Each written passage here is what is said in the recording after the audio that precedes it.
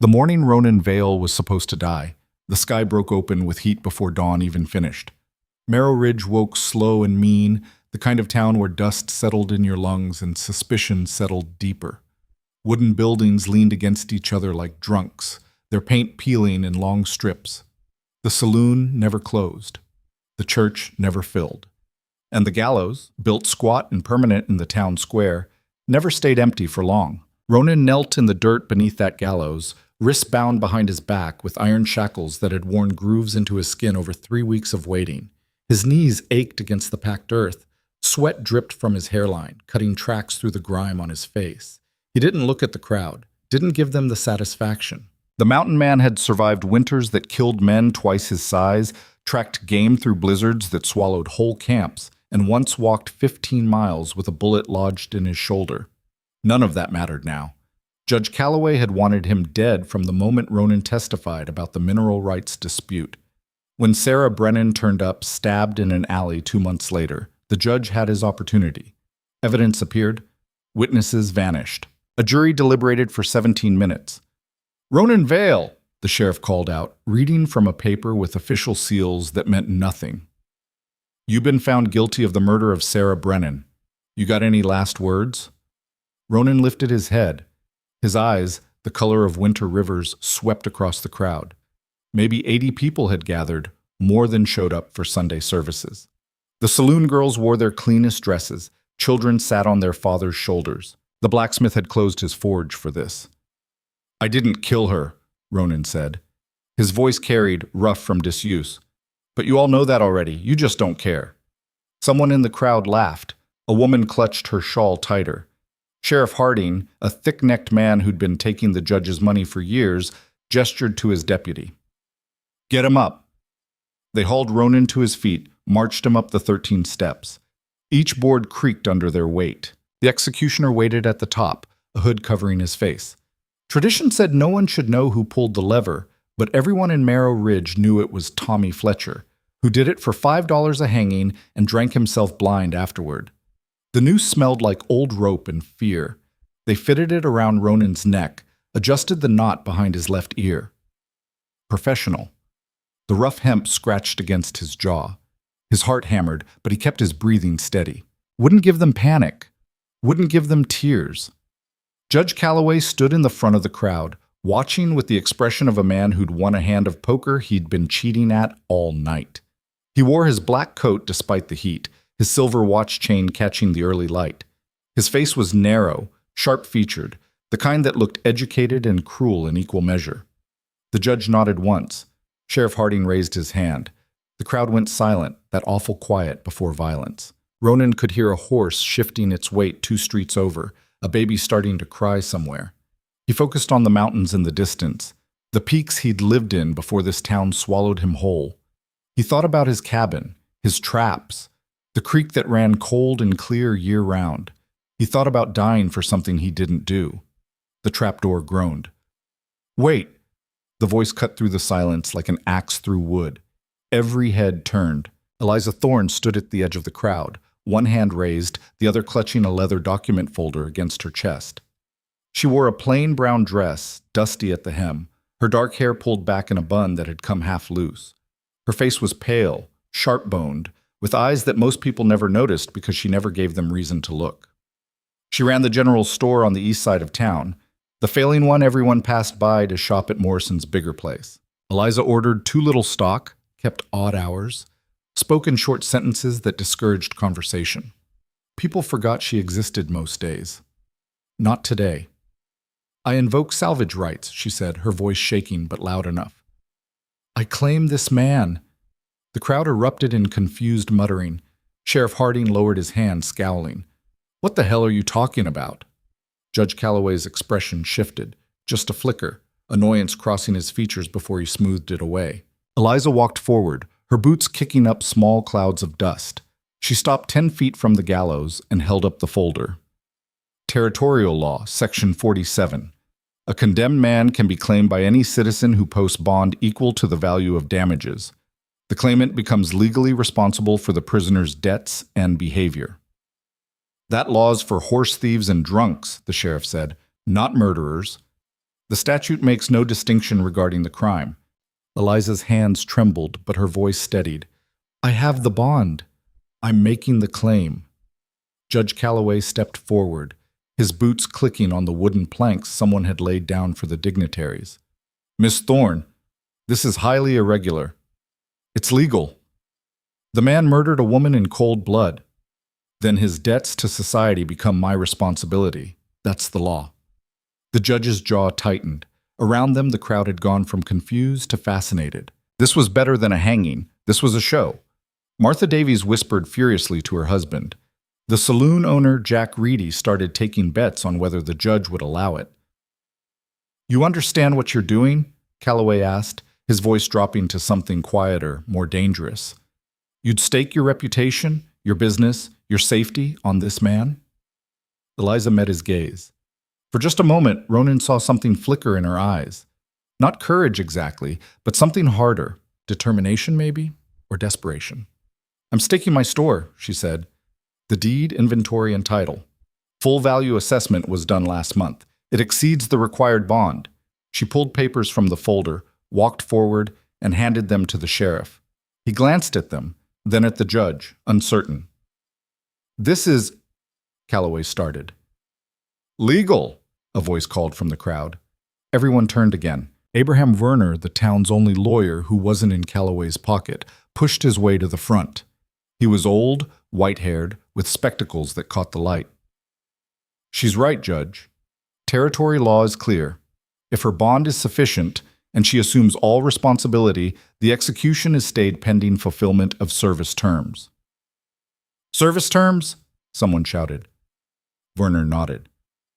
The condemned serves his claimant until debts are satisfied or 7 years pass, whichever comes first. During that time, he's bound by law to her authority. Any violation, any crime, falls on her.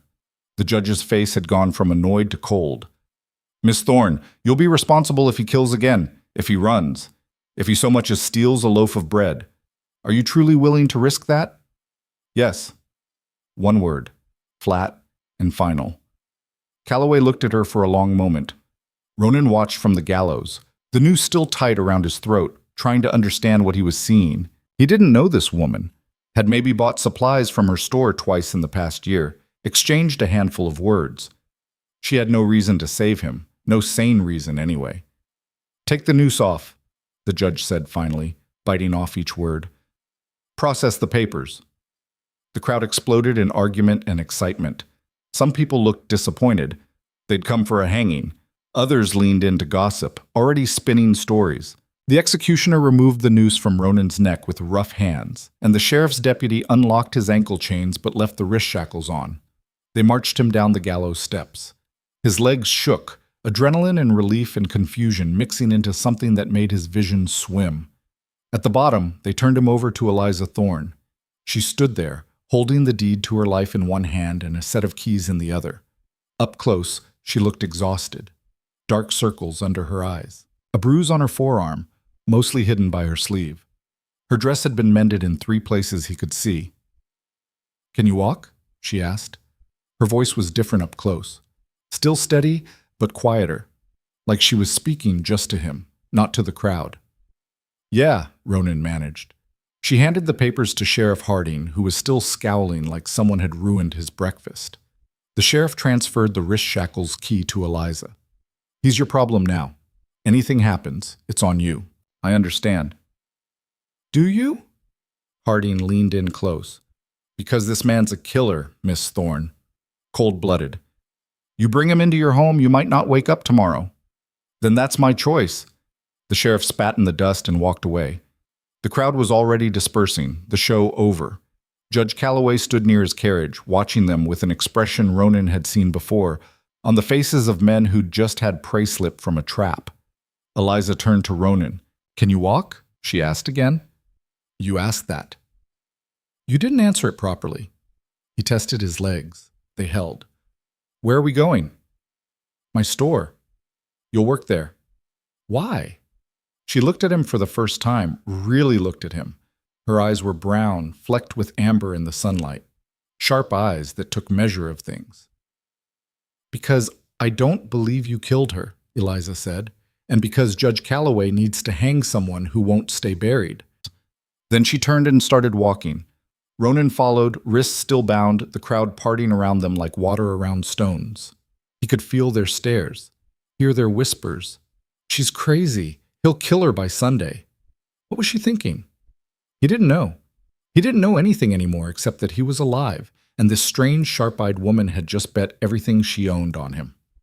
Eliza's store sat at the wrong end of Main Street, where the buildings got shabbier, and the crowds thinned out. A hand-painted sign above the door read, "Thorne's General Goods," in fading letters. The windows were smudged, the porch sagged on one side, and someone had nailed boards over a broken window that had never been properly fixed. Inside it was dim and dusty. Shelves lined the walls, half empty, stocked with odds and ends that looked like they'd been sitting there for years. Flour sacks, candles, a few bolts of fabric that moths had gotten to, soap that had cracked from age. The whole place smelled like old wood and neglect. Ronan stood in the middle of the room while Eliza locked the door behind them and pulled the shade down over the window. "People will be watching," she said, not looking at him. "They'll expect me to keep you locked up." "Are you going to?" She crossed to him and unlocked the wrist shackles. They fell to the floor with a heavy clank. Ronan rubbed his wrist, feeling blood flow back into his hands. "No," Eliza said, "but if you run, they'll hang us both." "I won't run. They'll hang me either way, probably." She said it matter-of-fact, like she was commenting on the weather. "Eventually, when you do something they can pin on me, or when the judge decides I'm more trouble than I'm worth."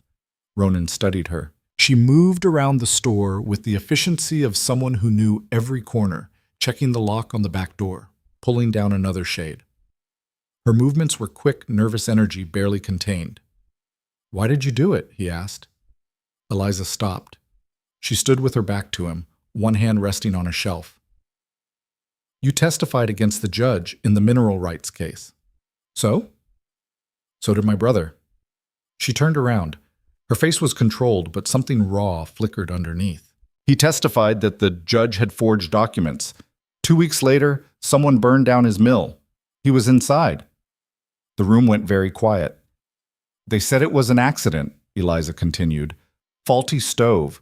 But Thomas never left the stove burning overnight. Never." She crossed her arms. "The judge attended his funeral, told me how sorry he was for my loss."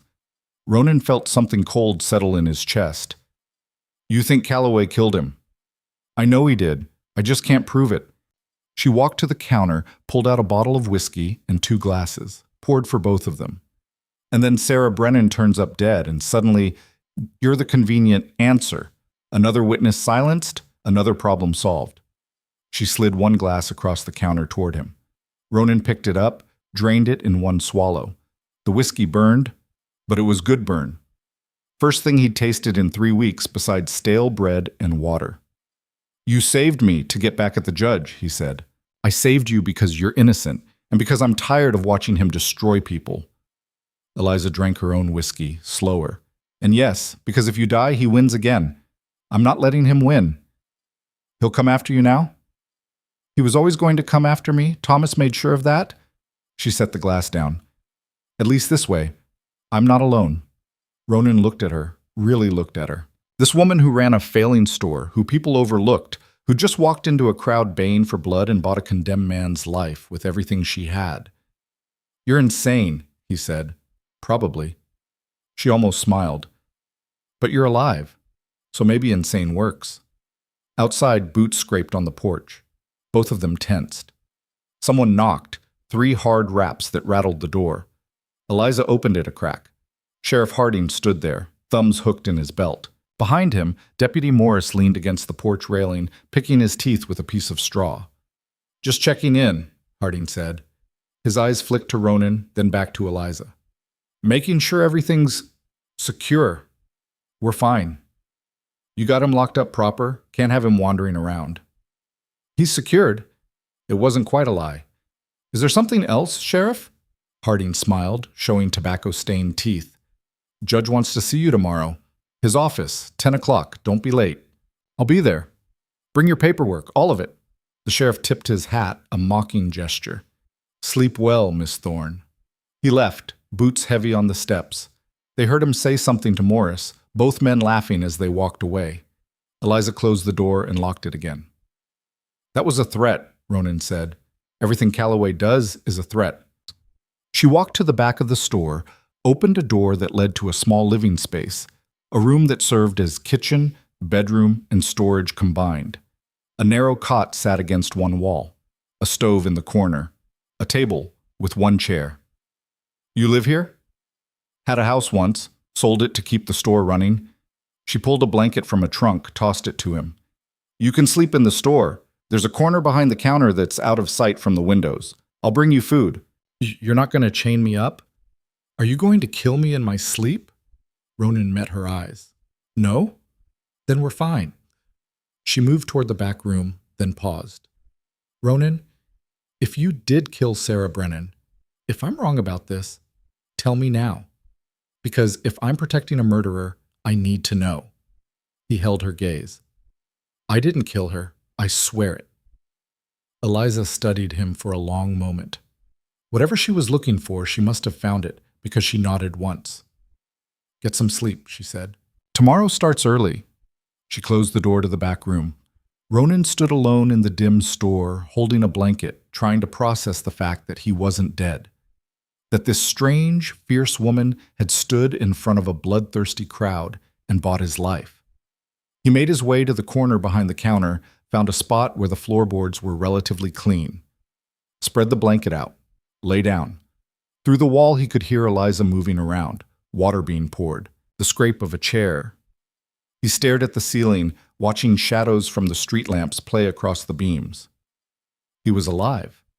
He'd watched the noose go around his neck, felt the trap door groan beneath his feet, and now he was lying on the floor of a failing general store, bound to a woman he didn't know, in a town that wanted him dead. Ronan closed his eyes. Tomorrow, he'd figure out what Eliza Thorne really wanted from him. Tomorrow, he'd start understanding the game she was playing. Tonight, he was just grateful to be breathing. Outside, Merrow Ridge settled into its usual evening rhythm. The saloon filled up, the church stayed empty, and somewhere in his office, Judge Calloway sat behind his desk, already planning his next move. Morning came hard and bright. Ronan woke to the sound of Eliza moving around the store, pulling up shades, unlocking the front door. His body ached. 3 weeks in a cell followed by a night on a hard floor had left him stiff and sore. He sat up slowly, working the kinks out of his shoulders. Coffee's on the stove, Eliza called, without looking at him. Bread in the bin. Help yourself. He pushed to his feet, made his way to the back room. The coffee was strong and bitter, the bread stale but edible. He ate standing up, watching through the doorway as Eliza prepared to open the store. She moved with practiced efficiency, straightening shelves that didn't need straightening, wiping down a counter that wasn't particularly dirty. Nervous energy again, or maybe just routine. What do you need me to do? Ronan asked. Stay out of sight until I get back from the judge's office. She glanced at him. After that, we'll figure out how this works. You really going to meet with him alone? He's expecting me. If I don't show, he'll have an excuse to send the sheriff. She tied an apron around her waist, checked her reflection in a small mirror on the wall. I'll be fine. Will you? Eliza looked at him properly then. In the morning light, she looked younger than he'd first thought. Maybe 30, maybe less. But her eyes were older. Eyes that had seen loss and learned to live with it. Probably not, she said, but I don't have better options. She left before he could argue, locking the door behind her. Ronan stood alone in the store again. He poured another cup of coffee, walked to the front window, and looked out at Merrow Ridge waking up. A few early risers moved along the street. The baker across the way was setting out bread. A freight wagon rolled past, heading toward the depot. Normal. Everything looked normal. But he could feel the wrongness underneath, the rot that Calloway had spread through this town like poison in a well. He thought about Sarah Brennan. He'd known her slightly. She'd worked as a bookkeeper for several businesses, kept her head down, spoke softly. She'd testified in the mineral rights case too, had mentioned seeing the judge's clerk with doctored documents. 2 months later, she was dead in an alley, and Ronan was being fitted for a noose. The judge had been smart about it. Ronan lived alone in the mountains, had no alibi for that night. He'd gotten into an argument with Sarah once over payment for supplies, small thing, forgotten by both of them. but perfect for twisting into motive. Evidence appeared. A knife with his initials. Blood on a shirt he'd never worn. The jury had eaten it up. Now here he was, alive because a woman with her own ghosts had decided to gamble everything on his innocence. Ronan finished his coffee, started examining the store more carefully. The inventory was worse than he'd thought, shelves mostly bare. What stock she did have was old, damaged, or poorly chosen. No wonder her business was failing. He could help with that, maybe. He knew suppliers in the mountains, trappers and traders who didn't care much for town politics. They'd sell to him, if he lived long enough to matter. An hour passed, then 2. Ronan was starting to consider going after Eliza when the door lock rattled and she stepped inside. She looked pale, drawn, but unharmed. "What happened?" he asked. She locked the door behind her, leaned against it for a moment. "He tried to buy me out. Offered 3 times what the store's worth if I'd release you to the sheriff and leave town. You said no." "Obviously." She pushed away from the door, started pacing. "He's scared. That's good. Means he thinks we're a real threat." "We are a threat. You just made yourself his enemy." "I was already his enemy. I'm just louder about it now." She stopped, looked at him. "We're going to prove you didn't kill Sarah. We're going to expose what he did. And we're going to make sure the whole territory knows his name for what it is, murderer and fraud." Ronan studied her. "That's ambitious." "You have a better plan?" "Not get killed would be a good start." Eliza laughed, a short, sharp sound without much humor. "Too late for that. We're both dead if we don't fight back.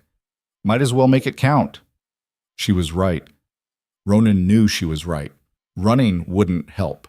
The judge's reach extended far beyond Merrill Ridge, and staying passive would just let Calloway pick his moment to finish them both. "All right," he said. "Where do we start?" "Sarah's apartment. The sheriff cleared it out, but maybe we can find something they missed." She grabbed a shawl from a hook. "We go tonight, after dark." "Breaking and entering, that'll look good on your record." "I'm already harboring a murderer." She said it with a bitter smile.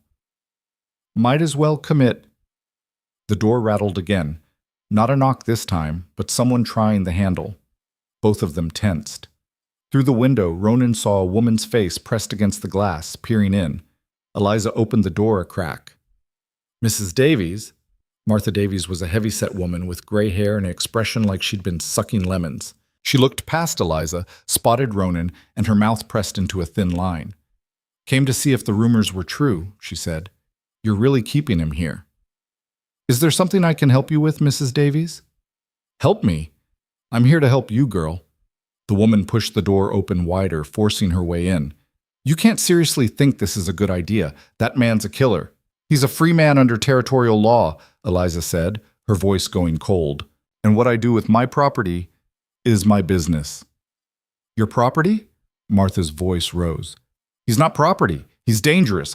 My husband's one of the town councilmen. We're talking about bringing a petition to reverse this madness." "Good luck with that. The law's on my side." "The law's not going to protect you when he cuts your throat." Ronan stayed quiet, leaning against the back wall. He'd learned years ago that arguing with people like Martha Davies was pointless. They'd made up their minds before walking in. "If you're not buying anything," Eliza said, "I'm going to have to ask you to leave." Martha Davies looked between them, her expression a mix of disgust and something else. Pity, maybe. "You'll regret this, Eliza. Mark my words. You'll die because of him, and no one in this town will shed a tear." She left, slamming the door behind her. Eliza stood there for a moment, staring at the closed door. Her hands were shaking. "That was the first one," Ronan said quietly. "There'll be more." "I know. They'll make your life hell." "They already did." She turned around. "After Thomas died, half the town treated me like I had the plague. The other half pretended I didn't exist. At least now I have a reason for them to hate me." She walked to the counter, started sorting through papers with movements that were a little too sharp, a little too fast. Ronan recognized the signs: adrenaline crash, fear turning to anger, turning to determination. "Hey," he said. She didn't look up. "Eliza." She stopped, hands flat on the counter. "What?" "Thank you." She glanced at him, surprised. "For what?" "For not letting them kill me. for taking the risk. He moved closer. I know this is about your brother. I know you've got your own reasons, but you saved my life anyway. So, thank you. Eliza looked at him for a long moment. Something shifted in her expression, softening slightly. You're welcome, she said quietly, then more firmly. Don't make me regret it. I'll try not to. The rest of the day passed in tense quiet.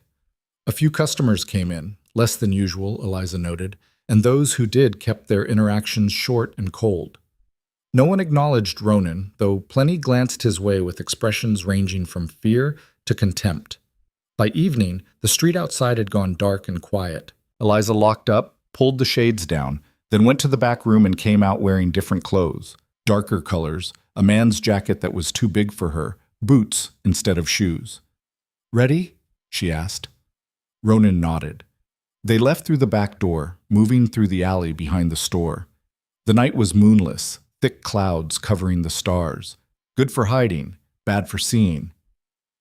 Sarah Brennan's apartment was above a seamstress shop on the south side of town. They approached from the rear using the alley access. The door was locked, but not well. Ronan had it open in 30 seconds with a piece of bent wire. Inside, the place had been stripped. Furniture remained, but anything personal was gone. The sheriff's people had been thorough. Eliza lit a small lantern, keeping the flame low. They searched in silence, going through drawers, checking under furniture, looking for anything the sheriff might have overlooked. Nothing. Nothing. Nothing. Ronan was about to suggest they leave when Eliza made a small sound. He turned.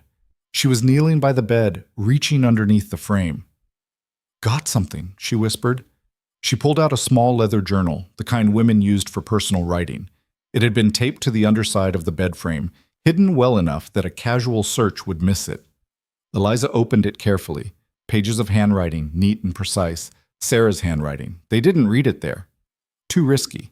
Instead, Eliza tucked it inside her jacket, and they left the way they'd come, moving quickly through the darkness. Back at the store, with the doors locked and the shades drawn, they sat at the small table in the back room and read by lamplight. Sarah's journal was methodical, detailed. She documented everything. Payments she'd seen the judge make to various officials, forged documents she'd witnessed his clerk preparing, conversations she'd overheard. She'd been building a case, compiling evidence. She'd known she was in danger.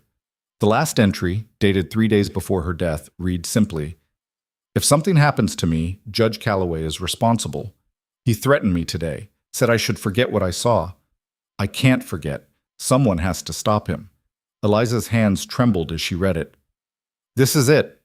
This is proof." "It's her word," Ronan said carefully. "No witnesses, no documents. It's enough to raise questions, to make people look closer. Or it's enough to get us killed faster." He met her eyes. "Calloway won't let this journal see a courtroom. He'll destroy it. And us. Then we make copies. We send them to the territorial governor, to newspapers, to every official who isn't in Calloway's pocket." Eliza's voice was fierce now.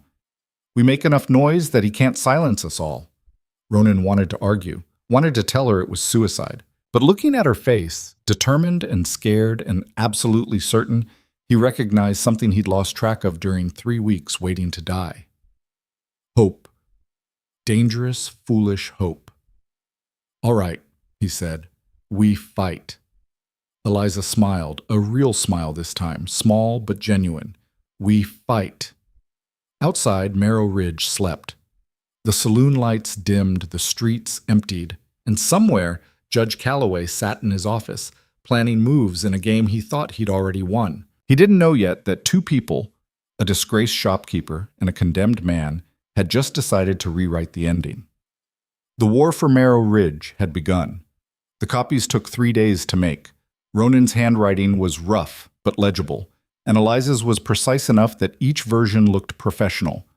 They worked at night, after the store closed, hunched over the table in the back room with the lamp turned low. Ronan would read passages aloud while Eliza transcribed, her pen scratching across page after page until her hand cramped. "Listen to this," Ronan said on the second night, pointing to an entry dated 4 months back. Sarah wrote that she saw Calloway's clerk, Daniel Morse, paying off the land surveyor, $200 to falsify boundary markers on the northern properties. Eliza kept writing, not looking up. That's the same land dispute Thomas testified about. The judge claimed the mineral rights extended onto public territory, then sold them to the mining company. Your brother caught him. And died for it.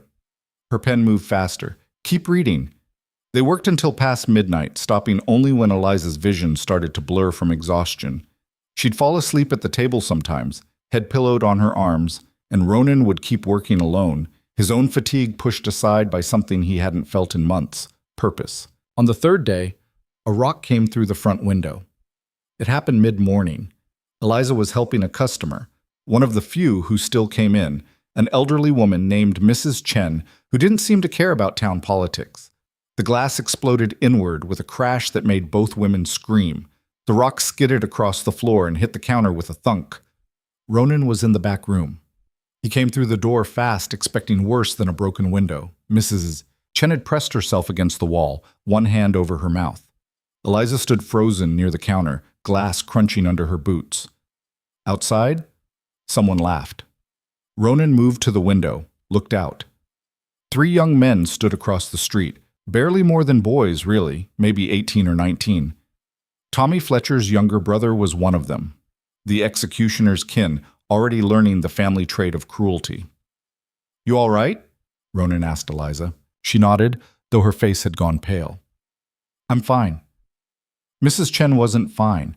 She grabbed her basket and hurried out without another word, not even bothering to pay for the thread she'd been holding. The door slammed behind her. Eliza stared at the broken window, at the jagged teeth of glass still hanging in the frame. That's the 3rd window I've had to board up. This time we're fixing it properly. Ronan grabbed a broom from the corner. But first we're cleaning this up before someone gets cut. They worked together, sweeping glass into piles, pulling out the remaining shards with gloved hands. It took an hour to make the floor safe again. By the time they finished, the boys across the street had gotten bored and left. Ronan found some boards in the storage room and nailed them over the window opening. It made the store darker, more cave-like. Another nail in the coffin of Eliza's failing business. How much money do you have left? He asked when they were done. Eliza wiped sweat from her forehead, leaving a smudge of dust. Enough for maybe 2 months, 3 if I'm careful. And then? And then I lose the store anyway, even if Calloway doesn't finish me first. She said it without emotion, like she was stating facts about the weather. I knew that when I bought you. I just didn't care anymore. Ronan set the hammer down. You should have let me hang. Probably. She looked at him. But I didn't. So now we're both stuck with this choice. That night, they finished the last copy of Sarah's journal. 5 complete versions, each one bound with string and wrapped in oilcloth to protect it from water damage. Eliza addressed them carefully, one to the territorial governor in the capital, one to the federal marshal 2 territories over, one to a newspaper editor she'd heard was honest, one to Abraham Werner the lawyer, and one they'd keep hidden as insurance. Tomorrow we mail these, Eliza said. All at once? From different locations so they can't be intercepted. Calloway will know it was us. He already knows. This just makes it official. She sealed the last package with wax, pressed her thumb into it. We're declaring war. Wars have casualties. So do surrenders. Eliza met his eyes. I'd rather die fighting than live on my knees. Wouldn't you? Ronan thought about the noose around his neck, the moment before Eliza's voice cut through the crowd. He'd been ready to die then, had made peace with it. But now, 3 days into having his life back, he found he wasn't ready to give it up again. Yeah, he said. I would. They left before dawn the next morning, each carrying 2 packages. The plan was simple. Eliza would mail 2 from the post office in town, then take a horse to the neighboring settlement 15 miles east and mail 1 there. Ronan would ride north to a trading post he knew, mail the 4th copy, then circle back. The 5th copy would stay hidden under a floorboard in the back room. Be careful, Eliza said as they prepared to split up at the edge of town. The sky was just starting to lighten, turning from black to deep blue. You too. She rode east. He rode north. The distance between them felt larger than 15 miles. Ronan made it to the trading post by mid-morning. The owner, a grizzled trapper named Hutchins, looked surprised to see him. Heard you were dead, Hutchins said. leaning against the counter with arms crossed. Heard you killed someone. Heard wrong on both counts. Hutchins studied him, then nodded slowly. Fair enough. What do you need? Need to mail this. Ronan set the package on the counter. And need you to not mention I was here. That's asking a lot. Ronan put $2 silver next to the package. That cover it? Hutchins looked at the money, then at Ronan. Something shifted in his expression, not quite sympathy, but something close. Recognition, maybe. One outcast to another. Yeah, Hutchins said. That covers it. Ronan left feeling like maybe the world wasn't entirely hostile. Small victories. He got back to town by late afternoon. The store was closed, shades drawn. He went around to the back entrance, let himself in with the key Eliza had given him. The place was empty. She should have been back by now. Ronan waited, pacing the small back room. An hour passed, then another. The sun set. Darkness filled the store like water rising. He was about to go looking for her when he heard a horse outside. Bootsteps on the back porch. The door opened. Eliza came in looking exhausted and shaken. There was dirt on her dress, and her hair had come completely loose from its bun. She had a cut on her cheek, thin line of dried blood. What happened? Ronan asked. She locked the door behind her, leaned against it. Someone followed me. 2 men, on horses. They tried to run me off the road about 5 miles out of town. Are you hurt? No? Well, yes, but not badly. She touched the cut on her cheek, winced. I made it to the settlement, mailed the package. But they were waiting when I came out. Followed me all the way back to the town line, close enough that I knew they wanted me to see them. Calloway's men. Obviously. She pushed away from the door, moved to the table, and sat down heavily. This is going to get worse, isn't it? Yeah. How much worse? Ronan sat across from her. They're not going to kill you outright. Too obvious. They'll make it look like an accident, a fire, a fall. Something that won't raise questions. And you? They'll hang me the first chance they get. Find some excuse, some crime I supposedly committed, pin it on me and finish what they started. He leaned back in his chair. We've got maybe a week before the packages start arriving at their destinations. Maybe 2 before anyone responds. That's our window. Eliza nodded slowly, processing. So we use it. We keep digging. Find more evidence. Find witnesses who'll talk. Everyone's scared of Calloway. Well, then we find people who are more scared of staying quiet. She stood up, went to the small stove, and put water on to boil. Sarah kept that journal for months. She must have had allies, people who knew what she was doing, who might have information. If they haven't been silenced already, then we better move fast. Over the next 3 days, they did exactly that. Eliza talked to people during the day, carefully, obliquely, testing the waters to see who might be sympathetic. Most people shut down the moment she brought up the judge, but a few gave her looks that suggested they knew more than they were saying. Ronan worked at night, moving through alleys and back streets, talking to people who operated outside the law's notice. The prostitutes at the saloon, who saw everything and were ignored by everyone. The stable hands who heard conversations men thought were private. The drunks who'd been drinking away their guilt for years. Slowly, a picture emerged. Daniel Morse, the judge's clerk, had a gambling problem. He'd been seen at underground card games, losing badly. A saloon girl named Ruby told Ronan that Morse had tried to pay her with a stolen watch once, got belligerent when she refused. The land surveyor, whose name was Martin Creek, lived in a house that was too nice for his salary. He'd bought his wife expensive jewelry last Christmas. His daughter went to a finishing school back east that cost more than he made in a year. Sheriff Harding had been a drunk before Calloway hired him. Now he had money, lots of it. His deputies wore new guns. The sheriff's office had been renovated twice in 3 years. Everyone was on the take. Everyone had something to lose if Calloway went down. On the 4th night, Ronan met with Abraham Werner, the lawyer who'd spoken up at the hanging. They met in Werner's office after midnight, with the old man's assistant standing watch outside. This is dangerous, Werner said, reading through the copy of Sarah's journal they'd kept. His hands trembled slightly as he turned pages.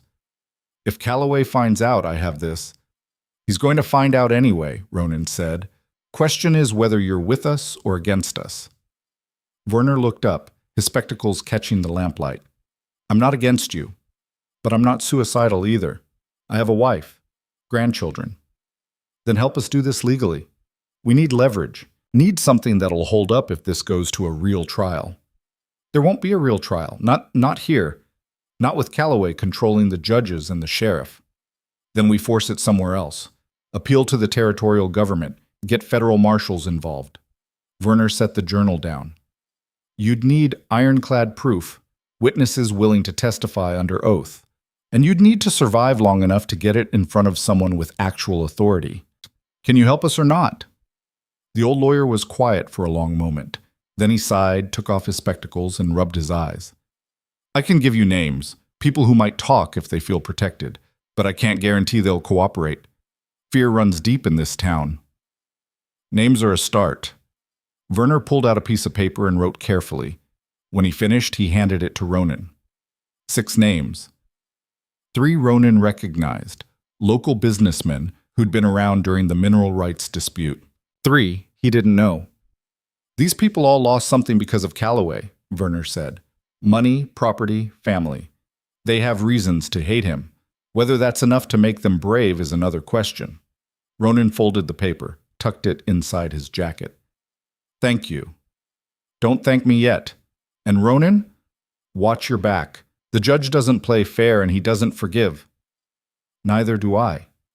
He left through the back entrance, moved through the darkness toward Eliza's store. Halfway there, he realized someone was following him. Ronan didn't break stride, didn't look back, just altered his route slightly, taking a path that led through a narrow alley where he'd have room to maneuver. His hand moved to the knife at his belt, something Eliza had given him the second day, a hunting blade with a worn handle. The footsteps behind him matched his pace. One person, heavy boots, not trying particularly hard to be quiet. Ronan turned a corner, pressed himself against the wall, and waited. The footsteps came closer. A shadow appeared at the alley entrance. Ronan moved fast, grabbed the person by the collar, and slammed them against the wall with the knife at their throat. Don't! Please, it's me! Ronan stopped, blinked, pulled back enough to see the face in the dim light from a distant street lamp. Daniel Morse, the judge's clerk, looking terrified, hands up in surrender. What the hell are you doing following me? Ronan demanded. I need to talk to you, to Miss Thorne. I can't do this anymore. Ronan didn't lower the knife. Can't do what? Work for him, lie for him, watch him destroy people. Morse was sweating despite the cool night air. I know what he did to Sarah, to Thomas Thorne, to you. I've been keeping records, evidence. I want to help. Why should I believe you? Because I'm scared. Morse's voice cracked. Because I'm next. He knows I've been asking questions, knows I'm not as loyal as I pretend. He's going to kill me just like he killed the others, and I don't want to die for his crimes. Ronan studied him. Morse was maybe 25, thin and nervous, with the look of someone who'd gotten in over his head and just realized how deep the water was. You have proof? Ronan asked. Ledgers, documents, correspondence, everything he's done for the past 2 years. I've been copying it, hiding it. I was going to run, but then I heard about the journal, about what you're doing. If we work together, we might actually survive this. Ronan lowered the knife slowly. Where's this evidence? Safe place. I can get it, but I need guarantees, protection. We can't protect you. We can barely protect ourselves. Then we're all dead anyway. Morse met his eyes. But at least if we work together, we take him down with us. There was a desperate logic to it. Ronan weighed his options, then made a decision that felt both reckless and necessary. Come with me, he said. They went to the store. Eliza was awake, pacing the back room with a cup of cold coffee in her hands. She turned when they entered, saw Morse, and her expression went hard. What is he doing here? He wants to help, Ronan said. He works for Calloway. I worked for him, Morse corrected. Past tense. I'm done. I want out. Eliza set her cup down with a sharp click. This is a trap. Maybe. But he says he has evidence. Real evidence, not just testimony. He's lying. I'm not. Morse stepped forward, hand still raised like he was afraid she'd shoot him. I have ledgers showing payments to Sheriff Harding, to Martin Creek, to half a dozen other officials. I have letters in the judge's handwriting ordering intimidation and worse. I have proof. Why now? Eliza demanded. Why after all this time? Because he threatened my sister. Said if I didn't stay in line, she'd have an accident. She's 14 years old, and she has nothing to do with any of this. Morse's voice shook. I'll do what you want. Testify, hand over everything. Just help me get her somewhere safe first. Eliza looked at Ronan. He could see her calculating, weighing risks against rewards. Finally, she turned back to Morse. If you're lying, I'll kill you myself, she said flatly. I'm not lying. Then prove it. Get us the evidence. Tomorrow night, midnight, back entrance. Don't be followed. Don't tell anyone. Morse nodded rapidly. I'll be here. He left through the back door, disappearing into the night.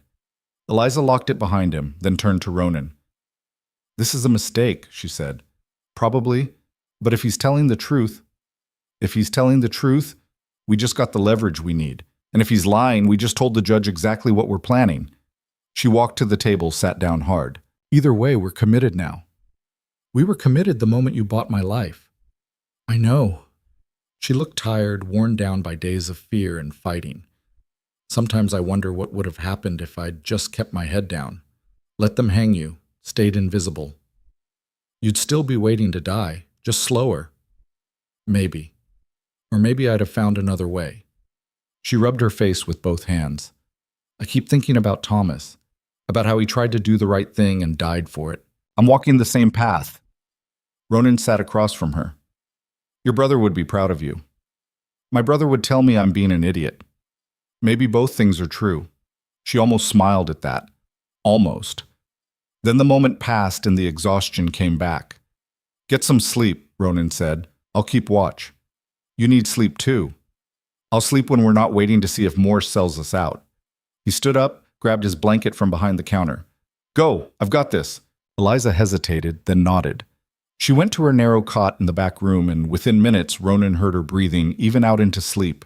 He sat in the darkness, knife on his lap, and waited for dawn or disaster, whichever came first. The next day passed with agonizing slowness. Customers came in, fewer than ever, barely enough to justify keeping the doors open. Those who did come kept their eyes down, conducted their business in silence, and left quickly. The message was clear. Associating with Eliza Thorne was social suicide. By mid-afternoon, a new problem emerged. The bank manager, a pinched-faced man named Whitmore, showed up with papers and a sheriff's deputy. Miss Thorne, Whitmore said, not bothering with pleasantries. Your loan payment is overdue. Eliza stood behind the counter, very still. It's not due until Friday. Terms have changed. The bank is accelerating your loan. Full payment required within 72 hours. You can't do that. Read the contract. Section 12, subsection 3. The bank reserves the right to demand full repayment if the borrower's financial situation becomes uncertain. He smiled thinly. I'd say your situation qualifies as uncertain. This is Calloway's doing. This is business, Miss Thorne. You have until Friday.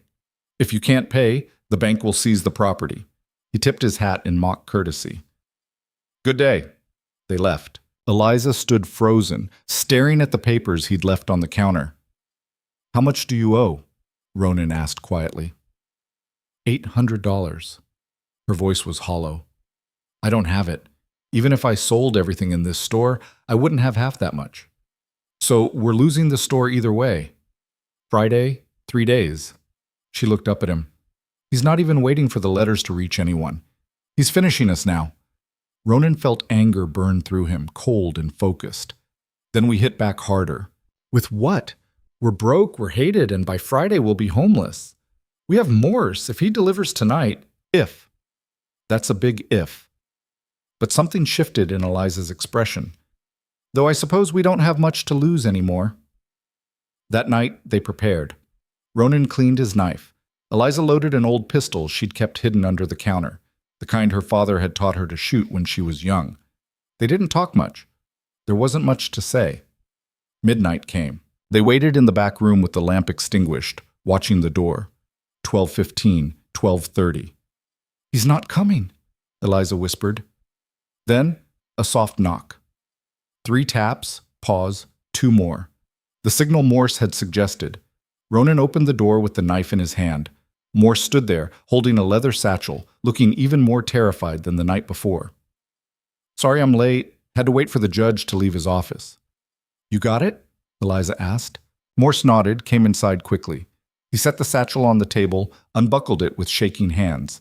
Inside were ledgers, letters, documents, everything organized with the precision of someone who'd spent years managing paperwork. "This is 2 years of evidence," Morse said. "Payments, orders, correspondence, everything you need to prove what he's done." Ronan flipped through a ledger. Columns of numbers, dates, names. Money flowing from the judge to officials, to hired muscle, to anyone who'd do his dirty work. It was damning. Complete. "Why keep this?" Eliza asked. "Why not destroy it?" "Insurance. I knew eventually he'd turn on me just like he turned on Sarah. I wanted something to bargain with." Morse wiped sweat from his forehead. "But now it doesn't matter. I need to get my sister and leave. Tonight." "Where will you go?" "East. Far enough that his reach doesn't extend. But I need money. And a horse." Eliza looked at Ronan. He could see her doing the math. They had almost nothing, but Morse had just handed them everything. "I have $40, she said finally. "And there's a horse in the stable behind Morrison's store. It's not mine, but I know where the owner keeps the key." "That's stealing. Add it to our list of crimes." She went to a drawer, pulled out a small cloth bag that jingled with coins. "Get your sister. Be out of town before dawn. If anyone asks, you never talk to us." Morse took the money with trembling hands. "Thank you. Thank you." "Don't thank us. Just survive." He left through the back door, swallowed by darkness. Eliza and Ronan stood over the satchel, looking at the evidence that might save them or might just get them killed faster. "We take this to Werner tomorrow," Ronan said. "Let him figure out the legal angle. And then? And then we wait. See if anyone responds to the letters. See if Calloway makes his next move." He looked at her. "You realize there's no going back now, right? After this, it's win or die." "I figured that out when I bought you off the gallows." Eliza closed the satchel, buckled it. "Come on, let's hide this somewhere he'll never find it." They spent the next hour carefully concealing the evidence, some in the store, some buried in the small yard behind the building, some given to Werner when they woke him at 2 in the morning. The old lawyer took one look at the documents and went pale. "This is enough," he said, voice shaking. "This is enough to hang him 10 times over." "Can you use it?" Ronan asked. "If I can get it in front of someone with authority who isn't corrupt, yes. But that's a big if." "How long?" "Days, maybe a week. The territorial governor's office is 2 weeks' ride from here, even with the fastest courier." Werner trailed off, then looked at them. "You need to leave town, both of you, tonight, before he realizes what you've done." "We can't run," Eliza said. "If we do, he wins. If you stay, you die." "Then we die." She said it simply, without drama. "But we die fighting." Werner looked between them, saw something in their faces that made him nod slowly. "All right, then I'll do what I can, but promise me something." "What?" "When the end comes, and it will come, don't go quietly. Make noise. Make sure everyone knows what he did." They promised. By the time they got back to the store, dawn was breaking. Eliza made coffee. They sat at the table, too wired to sleep, drinking in silence. "Friday," Eliza said finally. "When they come to take the store, what do we do?" "We don't let them. They'll have the law on their side." "The law's been against us from the start." Ronan set his cup down. "We've got 3 days to make enough noise that people start asking questions. 3 days to turn this town against Calloway. And if we can't, then at least we tried." Eliza looked at him across the table. In the early morning light, she looked young and old at the same time, worn down but unbroken. "I'm glad I saved you," she said quietly, "even though it's probably going to kill you. Especially because of that. I'd rather die for something than live for nothing." She stood up, walked to the front of the store, and pulled up the shades despite the boarded windows. Light streamed in through the gaps. "Let's get to work." And they did. For 3 days they worked, talking to people, spreading word about the evidence, making sure whispers reached every corner of Marrow Ridge. Some people shut them out. Others listened with fearful eyes. A few, just a few, started asking their own questions. By Thursday night, the tension in town had reached a breaking point.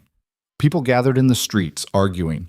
The saloon saw 3 fights break out. Sheriff Harding rode through town with 6 deputies trying to keep order but looking nervous. Calloway had gone silent. That scared Ronan more than anything else.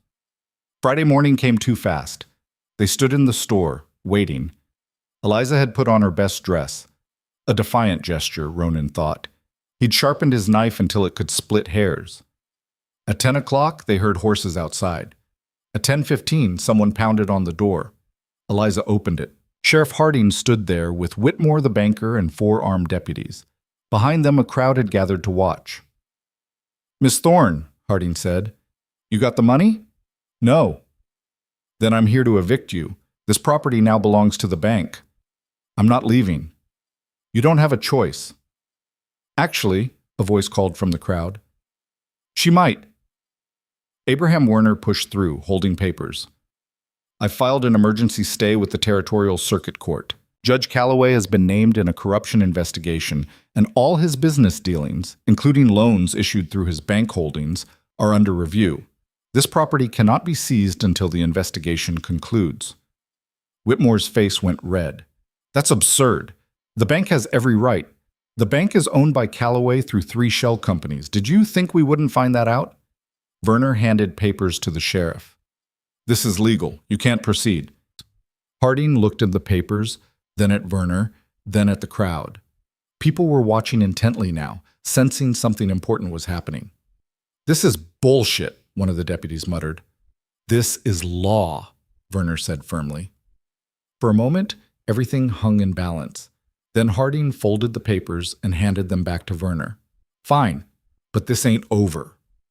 "No," Ronan said, stepping forward. "It's not. But now everyone knows what Calloway is. Now everyone's watching." The sheriff and his men left. The crowd lingered, muttering, uncertain. Eliza stood in the doorway of her store, still hers, for now, and watched them disperse. "We bought time," she said quietly. "Time," Ronan agreed. "Now we use it." The war had shifted. They weren't just defending anymore, they were attacking, and Judge Calloway, for the first time in years, was on his back foot. In his office across town, the judge sat behind his desk and realized he'd underestimated the shopkeeper and the mountain man. That was a mistake he wouldn't make again. The real fight was about to begin. The response came 4 days later, delivered by a federal courier who rode into Merrill Ridge at dawn with papers bearing official seals. Abraham Werner met him at the edge of town, read the documents with shaking hands, then rode straight to Eliza's store without stopping. He pounded on the back door hard enough to wake both of them. Ronan answered with his knife drawn, still half asleep. Werner pushed past him, breathing hard from the ride. "They're calling a hearing," he said, waving the papers. "Territorial Oversight Committee. They want Calloway to answer questions about the corruption allegations." Eliza emerged from the back room, pulling a shawl over her nightdress. "When?" 8 days. They're sending a magistrate from the capital to preside." Werner set the papers on the table, spread them out. "This is it. This is our chance." Ronan looked at the documents. Official letterhead, signatures, stamps, real authority, not the bought and paid for kind that Calloway controlled. "He'll fight this." "Of course he will. But he can't refuse to appear without making himself look guilty. And if he does appear, we can present our evidence in an official form." Werner's eyes were bright behind his spectacles. "We can put witnesses on record, force him to answer under oath." "Witnesses," Eliza repeated. She sat down slowly. "We need people willing to testify. In public. Against him." The room went quiet. They all knew what that meant. Standing up in a courtroom and accusing Judge Calloway was signing your own death warrant. Even if the hearing went well, even if he was exposed, he'd have time to retaliate before any real consequences caught up with him. "Morse is gone," Ronan said. "And even if he wasn't, his testimony alone won't be enough. We need corroboration. Multiple voices." "The people on my list," Werner said. "The ones who lost property, family. Some of them might be willing now that there's official backing. Might be isn't good enough." "It's what we have." Eliza stood up, started pacing. Her mind was already working. Ronan could see it. "We have 8 days. We use them. We talk to everyone. We make them understand this is their chance too." "Or their funeral," Ronan said. She stopped, looked at him. "You want to back out now?" "No, I just want you to be clear about what you're asking people to do." I'm asking them to be brave. Just once. Just long enough to tell the truth. Her voice was hard. If they won't do that, then Calloway's already won. He doesn't even need to kill us. We'll have killed ourselves through cowardice. Werner gathered his papers. I'll start drafting the case. We'll need affidavits, evidence packets, witness lists, and we'll need security. Once word spreads about this hearing, things are going to get ugly. Things are already ugly, Eliza said. They're about to get worse. He left. Ronan and Eliza stood in the quiet store, both of them processing what came next. 8 days, she said finally. 8 days. We better get started. They did. That first day they visited 5 people from Werner's list. 3 slammed doors in their faces. 1 listened politely, then said no. The 5th, a widow named Catherine Mills, whose husband had died in a suspicious mining accident after testifying about safety violations, sat in her kitchen and cried. I can't, she said, wiping her eyes with a handkerchief. I have children. If I speak against him, they'll have no one. If you don't speak, Eliza said gently, other children will lose their parents too. This doesn't stop unless we stop it. Catherine looked at her with red-rimmed eyes. You don't have children. You don't understand what you're asking. You're right, I don't. But I watched my brother burn to death because he told the truth. I understand that much. The woman flinched. For a moment, Ronan thought she might reconsider. Then she stood up, opened the door, and waited for them to leave. Outside, Eliza walked fast, her jaw tight. Ronan caught up with her. She's scared, he said. Everyone's scared, but scared doesn't get us justice. No, but maybe we're asking too much. She stopped, turned on him. What would you have me do? Give up? Let him win because people are too frightened to fight back? I'm saying maybe we need a different approach. Maybe we don't need a dozen witnesses. Maybe we just need the right ones. Eliza studied him. Who? People with nothing left to lose. People like us. They changed tactics. Instead of trying to convince the fearful, they sought out the desperate, the angry, the ones who'd already lost everything and had nothing but rage keeping them alive. They found Marcus Webb in a boarding house on the edge of town. He'd been the territorial surveyor before Martin Creek, had been fired when he refused to falsify boundary markers. His career destroyed, his reputation ruined, Webb had spent the last year drinking and taking odd jobs to survive. He answered the door with a bottle in his hand and hostility in his eyes. What? We're building a case against Judge Calloway, Eliza said. We need people willing to testify. Webb laughed, bitter and harsh. Testify to what? That he's corrupt? Everyone knows that already. To specific crimes, fraud, bribery, conspiracy to commit murder. Murder? Webb's expression shifted. Whose? Sarah Brennan, Thomas Thorne, maybe others. Webb was quiet for a moment. Then he stepped back, opened the door wider. Come in. His room was a mess. Clothes on the floor, empty bottles on every surface, the smell of stale alcohol and unwashed bedding. But when Webb sat down and started talking, his voice was clear, focused. Creek replaced me because I wouldn't play along, he said. The judge wanted me to move property lines, make it look like public land was actually private. Said I'd get a bonus, a promotion. When I refused, he had me fired, said I was incompetent, unreliable. Within a month, I couldn't get work anywhere in the territory. Can you prove any of this? Ronan asked. I kept copies of the original surveys, the real ones, before Creek altered them. I knew someday I might need them. Webb looked between them. You're really going after him? For real? For real, Eliza said. About damn time. Webb stood up, swaying slightly. When's the hearing? 7 days from now. Then I better sober up. They left with their first committed witness. Over the next 3 days, they found 2 more. A shop owner whose business had been destroyed by sudden tax assessments after he complained about the judge's policies. A former deputy who'd been forced out when he started asking questions about evidence tampering. 3 witnesses. Not enough, Werner said. Not nearly enough. But it was a start. On the 4th day, word reached them that Calloway had hired outside help. 6 men rode into town, hard-looking types with guns on their hips and no obvious profession beyond violence. They took rooms at the saloon and spent their time watching the streets. Intimidation, Werner said when they met that night in his office. He's making a show of force, wants witnesses to know what they're risking.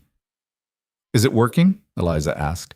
2 people who'd agreed to testify have changed their minds. She closed her eyes briefly, fighting frustration. So we're down to 3. 3 solid ones, and maybe a 4th if I can convince Clara Brennan. Ronan looked up sharply. Sarah's mother? Werner nodded. She came to see me yesterday. Said she knew Sarah had been keeping records, knew her daughter was scared before she died. She wants to testify.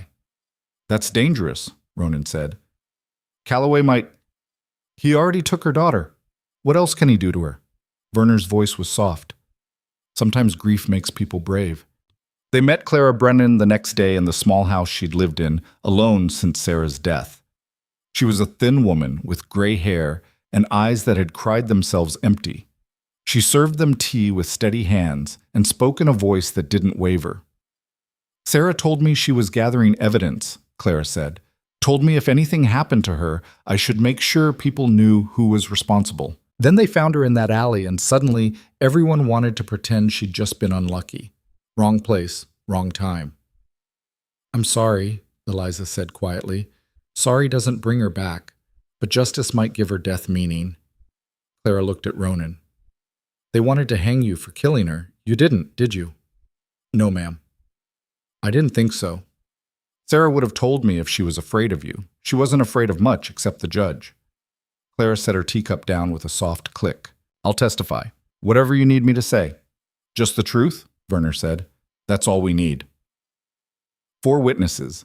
It still didn't feel like enough, but time was running out. The hearing was 3 days away, and Calloway's hired men were getting bolder. One of them followed Eliza through the market. Another stood outside the store for an hour, just watching. The message was clear. On the 6th day, something changed. A man Ronan didn't recognize came to the back door after dark. He was young, maybe 20, with a nervous energy that reminded Ronan of Daniel Morse. I'm Peter Hayes, he said quickly. I work in the judge's office. Maintenance, mostly. Cleaning. No one pays attention to me. What do you want? Eliza asked. I want to help. I've been listening, watching. I know things. He pulled a folded paper from his pocket. This is a list of everyone who's received payments from the judge in the last year. Amounts, dates, purposes. I copied it from his personal ledger. Ronan took the paper, scanned it. The names were explosive. The mayor, half the town council, deputies, businessmen. The amounts varied from small bribes to substantial payoffs. Why are you giving us this? He asked. Because my sister died in a factory fire last year. The factory owner had cut corners on safety. Everyone knew it. The judge blocked the investigation, took money to make sure no one was held responsible. Hayes's voice shook. My sister was 16. She burned to death because he valued profit over lives. Eliza touched his arm gently. Will you testify? Yes. I don't care what happens to me anymore? 5 witnesses. 5 people willing to stand up and tell the truth, knowing it might kill them. The day before the hearing, Werner called them all together in his office. The space was crowded with bodies and tension. Marcus Webb, sober for the first time in months, sat by the window. The shop owner, a man named Richard Crane, paced near the door. The former deputy, Thomas Gill, cleaned his fingernails with a knife. Clara Brennan sat very still, hands folded in her lap. Peter Hayes couldn't stop fidgeting. Tomorrow changes everything, Werner said. The magistrate arrives at dawn. The hearing starts at 10 in the courthouse. It will be public, which means everyone in Merrill Ridge will be watching. Including Calloway's hired guns, Jill said. Including them. I've requested protection from the Territorial Marshal's office, but I don't know if anyone will arrive in time. Werner looked at each of them in turn. I need to be clear about the risks. Once you take that stand and speak under oath, there's no taking it back. The judge will know who you are, what you've done. We know, Clara said quietly. Do you? Because I've seen what Calloway does to people who cross him. I've buried some of them. Then we better make sure our testimony counts, Webb said. Make sure we hurt him enough that he can't retaliate. That's the goal, but I can't guarantee it. Werner spread papers across his desk. Affidavits, evidence summaries, witness statements. We're going to build a case that's impossible to ignore. We're going to show a pattern of corruption, intimidation, and murder that spans years. And we're going to do it in a way that forces the territorial government to act. And if they don't, Hayes asked, then we've failed and will probably die for it. The room was silent. Then Eliza spoke. I've been thinking about what we're doing, she said, about why we're doing it. And I keep coming back to my brother. Thomas knew he might die for testifying. He did it anyway, because some things matter more than survival. Easy to say when you're still breathing, Crane muttered. It's hard to say. That's the point. She looked around the room. We're all here because Calloway took something from us. Family, career, lives. We can let that destruction define us, or we can make it mean something. Tomorrow, we make it mean something. Clara nodded slowly. Others followed. One by one, they committed. Ronan watched Eliza rally them, saw something in her that must have been buried for a long time. Leadership, courage, the ability to make people believe they could do hard things. They spent the rest of the evening preparing. Werner coached them on courtroom procedure, how to answer questions, how to stay calm under pressure. Ronan and Jill worked out security arrangements, who would sit where, how to watch for threats, what to do if things went violent. By midnight, they were as ready as they'd ever be. The witnesses left in pairs, taking different routes home. Werner locked his office and walked them to the door. Get some sleep, he said. Tomorrow's going to be brutal. Ronan and Eliza walked back to the store through empty streets. The town felt different at night, heavier somehow, pregnant with violence. You think this will work? Eliza asked. I think we're about to find out if the law matters more than power. That's not an answer. It's the only one I have. They reached the store. Eliza unlocked the back door, and they went inside. The space felt smaller than usual, like the walls were closing in. She lit a lamp, kept the flame low. I'm scared, she said suddenly. Ronan looked at her. She stood with her back to him, shoulders tight. I know, he said. I keep thinking about Thomas, about how he must have felt in those last moments, the smoke, the fire, knowing Calloway had won. Her voice cracked slightly. I don't want to die like that. You won't. You can't promise that. No, but I can promise you won't die alone. She turned around. Her eyes were wet, but she wasn't crying. Is that supposed to be comforting? Little bit. She laughed, shaky but real. You're terrible at this. Yeah. They stood there in the dim light, two people who'd stumbled into partnership through desperation and necessity. Ronan thought about the noose around his neck, about Eliza's voice cutting through the crowd. How much had changed in just weeks? How much was about to change again? Whatever happens tomorrow, Eliza said, thank you for staying, for fighting with me. Where else would I go? Anywhere. You could have run 12 times. So could you. She smiled at that. I guess we're both stubborn. Stupid, more like. Maybe both. They didn't sleep much that night. Ronan dozed in fits, jerking awake at every sound outside. Eliza tossed on her cot, the springs creaking. By the time dawn broke, they were both exhausted and wired, ready for it to be over one way or another. The magistrate arrived as promised, a severe-looking woman named Helena Cross, who wore black robes and carried herself with the authority of someone who'd seen every trick in the book. She took over the courthouse, dismissed the local bailiffs, and brought her own security, 2 federal marshals with rifles and suspicious eyes. By 9 o'clock, the courthouse was packed. Every seat filled, people standing in the aisles and doorways. The whole town had turned out, drawn by scandal and violence like moths to flame. Judge Calloway sat at a table on one side of the courtroom, flanked by 2 lawyers brought in from the territorial capital. He wore his finest suit, his silver watch chain gleaming. His face was composed, almost bored.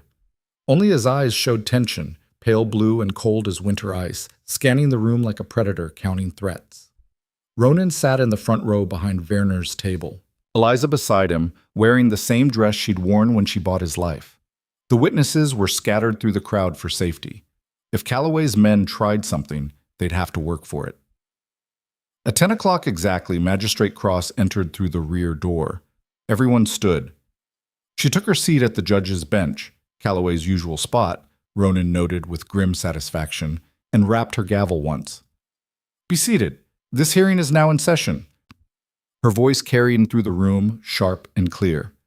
We are here to examine allegations of corruption, fraud, and citrus fraud and criminal conspiracy against Judge Elias Calloway. Mr. Werner, you may present your case. Abraham Werner stood. His hands trembled slightly as he gathered his papers, but his voice was steady. Thank you, Magistrate Cross. We will show through documented evidence and sworn testimony that Judge Calloway has engaged in a systematic pattern of corruption spanning multiple years, that he has accepted bribes, falsified official documents, intimidated witnesses, and conspired to commit murder to cover his crimes. The courtroom erupted in whispers. Cross banged her gavel. Order, continue, Mr. Werner. I call our first witness, Marcus Webb. Webb stood from his seat 3 rows back, made his way to the witness stand. The bailiff swore him in. Webb's voice was rough but clear as he described being fired for refusing to falsify surveys, showed the original documents proving Creek had altered boundaries, testified that Calloway had personally offered him bribes. Calloway's lawyers tore into him on cross-examination, asked about his drinking, his employment troubles, suggested he was bitter and lying for revenge. But Webb held firm, his anger giving him strength. I lost everything because I wouldn't help that man steal, Webb said, pointing at Calloway. You can call me bitter if you want. Doesn't make it less true. Next came Richard Crane, the shop owner. He testified about sudden tax increases that appeared right after he'd complained about the judge's handling of a property dispute. Showed records proving the assessments were applied inconsistently, targeting only businesses whose owners had spoken against Calloway. Thomas Gill, the former deputy, detailed evidence tampering he'd witnessed, how items would disappear from the evidence room, how reports would be altered before reaching trial. When Calloway's lawyers suggested he was fabricating stories because he'd been fired for incompetence, Gill produced his personnel file showing exemplary service right up until he'd started asking questions. The morning stretched into afternoon. The crowd grew restless, hot. The courthouse had no cooling beyond open windows, and the air was thick with tension and sweat. Then Clara Brennan took the stand. She was small in the witness chair, fragile-looking, but when she spoke about Sarah, about her daughter's fear and determination, her voice filled the room. Sarah told me she'd found proof of what the judge was doing, Claire said. She kept a journal, documented everything. She knew it was dangerous, but she said someone had to stop him. And where is this journal now? Werner asked. I believe Miss Thorne has it. All eyes turned to Eliza. She stood, pulled the journal from her bag, and handed it to the bailiff. It made its way to Magistrate Cross, who paged through it slowly. This is quite detailed, Cross said. Mr. Calloway, are you aware of this document? Calloway stood. He moved with careful dignity, like a man aware everyone was watching. I am not, Magistrate, nor can I speak to its authenticity. Miss Brennan was known to be unstable. My daughter was not unstable, Clara said sharply. Order, Cross said, but gently. Mrs. Brennan, I know this is difficult. It's not difficult. It's the truth. Sarah was murdered because of what she knew, and that man, she pointed at Calloway, is responsible. The courtroom exploded. Shouts, arguments, people standing. Cross hammered her gavel until order was restored. We will take a brief recess, she announced. Reconvene in 30 minutes. Then people flooded out into the street. Ronan and Eliza stayed close to Werner, watching for threats. Calloway's hired men were out there. Ronan could see them moving through the crowd. But the federal marshals were watching too, hands on their rifles. It's going well, Werner said quietly. Better than I hoped. It's not over, Eliza said. No. But we're hurting him. I can see it. When they reconvened, Werner called Peter Hayes. The young man was pale, sweating, but determined. He testified about the payments ledger, about conversations he'd overheard, about the factory fire that killed his sister, and the investigation that never happened. Judge Calloway personally met with the factory owner, Hayes said. I cleaned his office that night. I heard them talking. The judge said for $5,000, he could make sure no inquiry went forward. The owner paid. 2 weeks later, the Territorial Safety Commission closed the investigation without ever visiting the factory. And you're certain of this? Werner asked. I heard it with my own ears. Why didn't you come forward sooner? Because I was afraid. Because everyone who stood up to him ended up dead or destroyed. Hayes looked at Calloway directly. But I'm not afraid anymore. My sister deserves justice. So do all the others. Calloway's lead lawyer, a sharp-faced man named Pemberton, stood for cross-examination. Mr. Hayes, isn't it true you were dismissed from your position last month? I quit. After you were caught stealing office supplies? That's a lie. Is it? I have a signed statement from the office manager. A statement from someone on Calloway's payroll, Werner interrupted. Magistrate, this is transparent intimidation. Agreed, Cross said. Mr. Pemberton, stick to relevant questions or sit down. But the damage was done. Hayes looked shaken. When he stepped down, he was trembling. They broke for the day as evening approached. Cross announced they'd reconvene tomorrow morning, give her time to review the evidence. Outside, the crowd dispersed slowly. Ronan saw Calloway speaking with his lawyers, his expression controlled but his body language tense.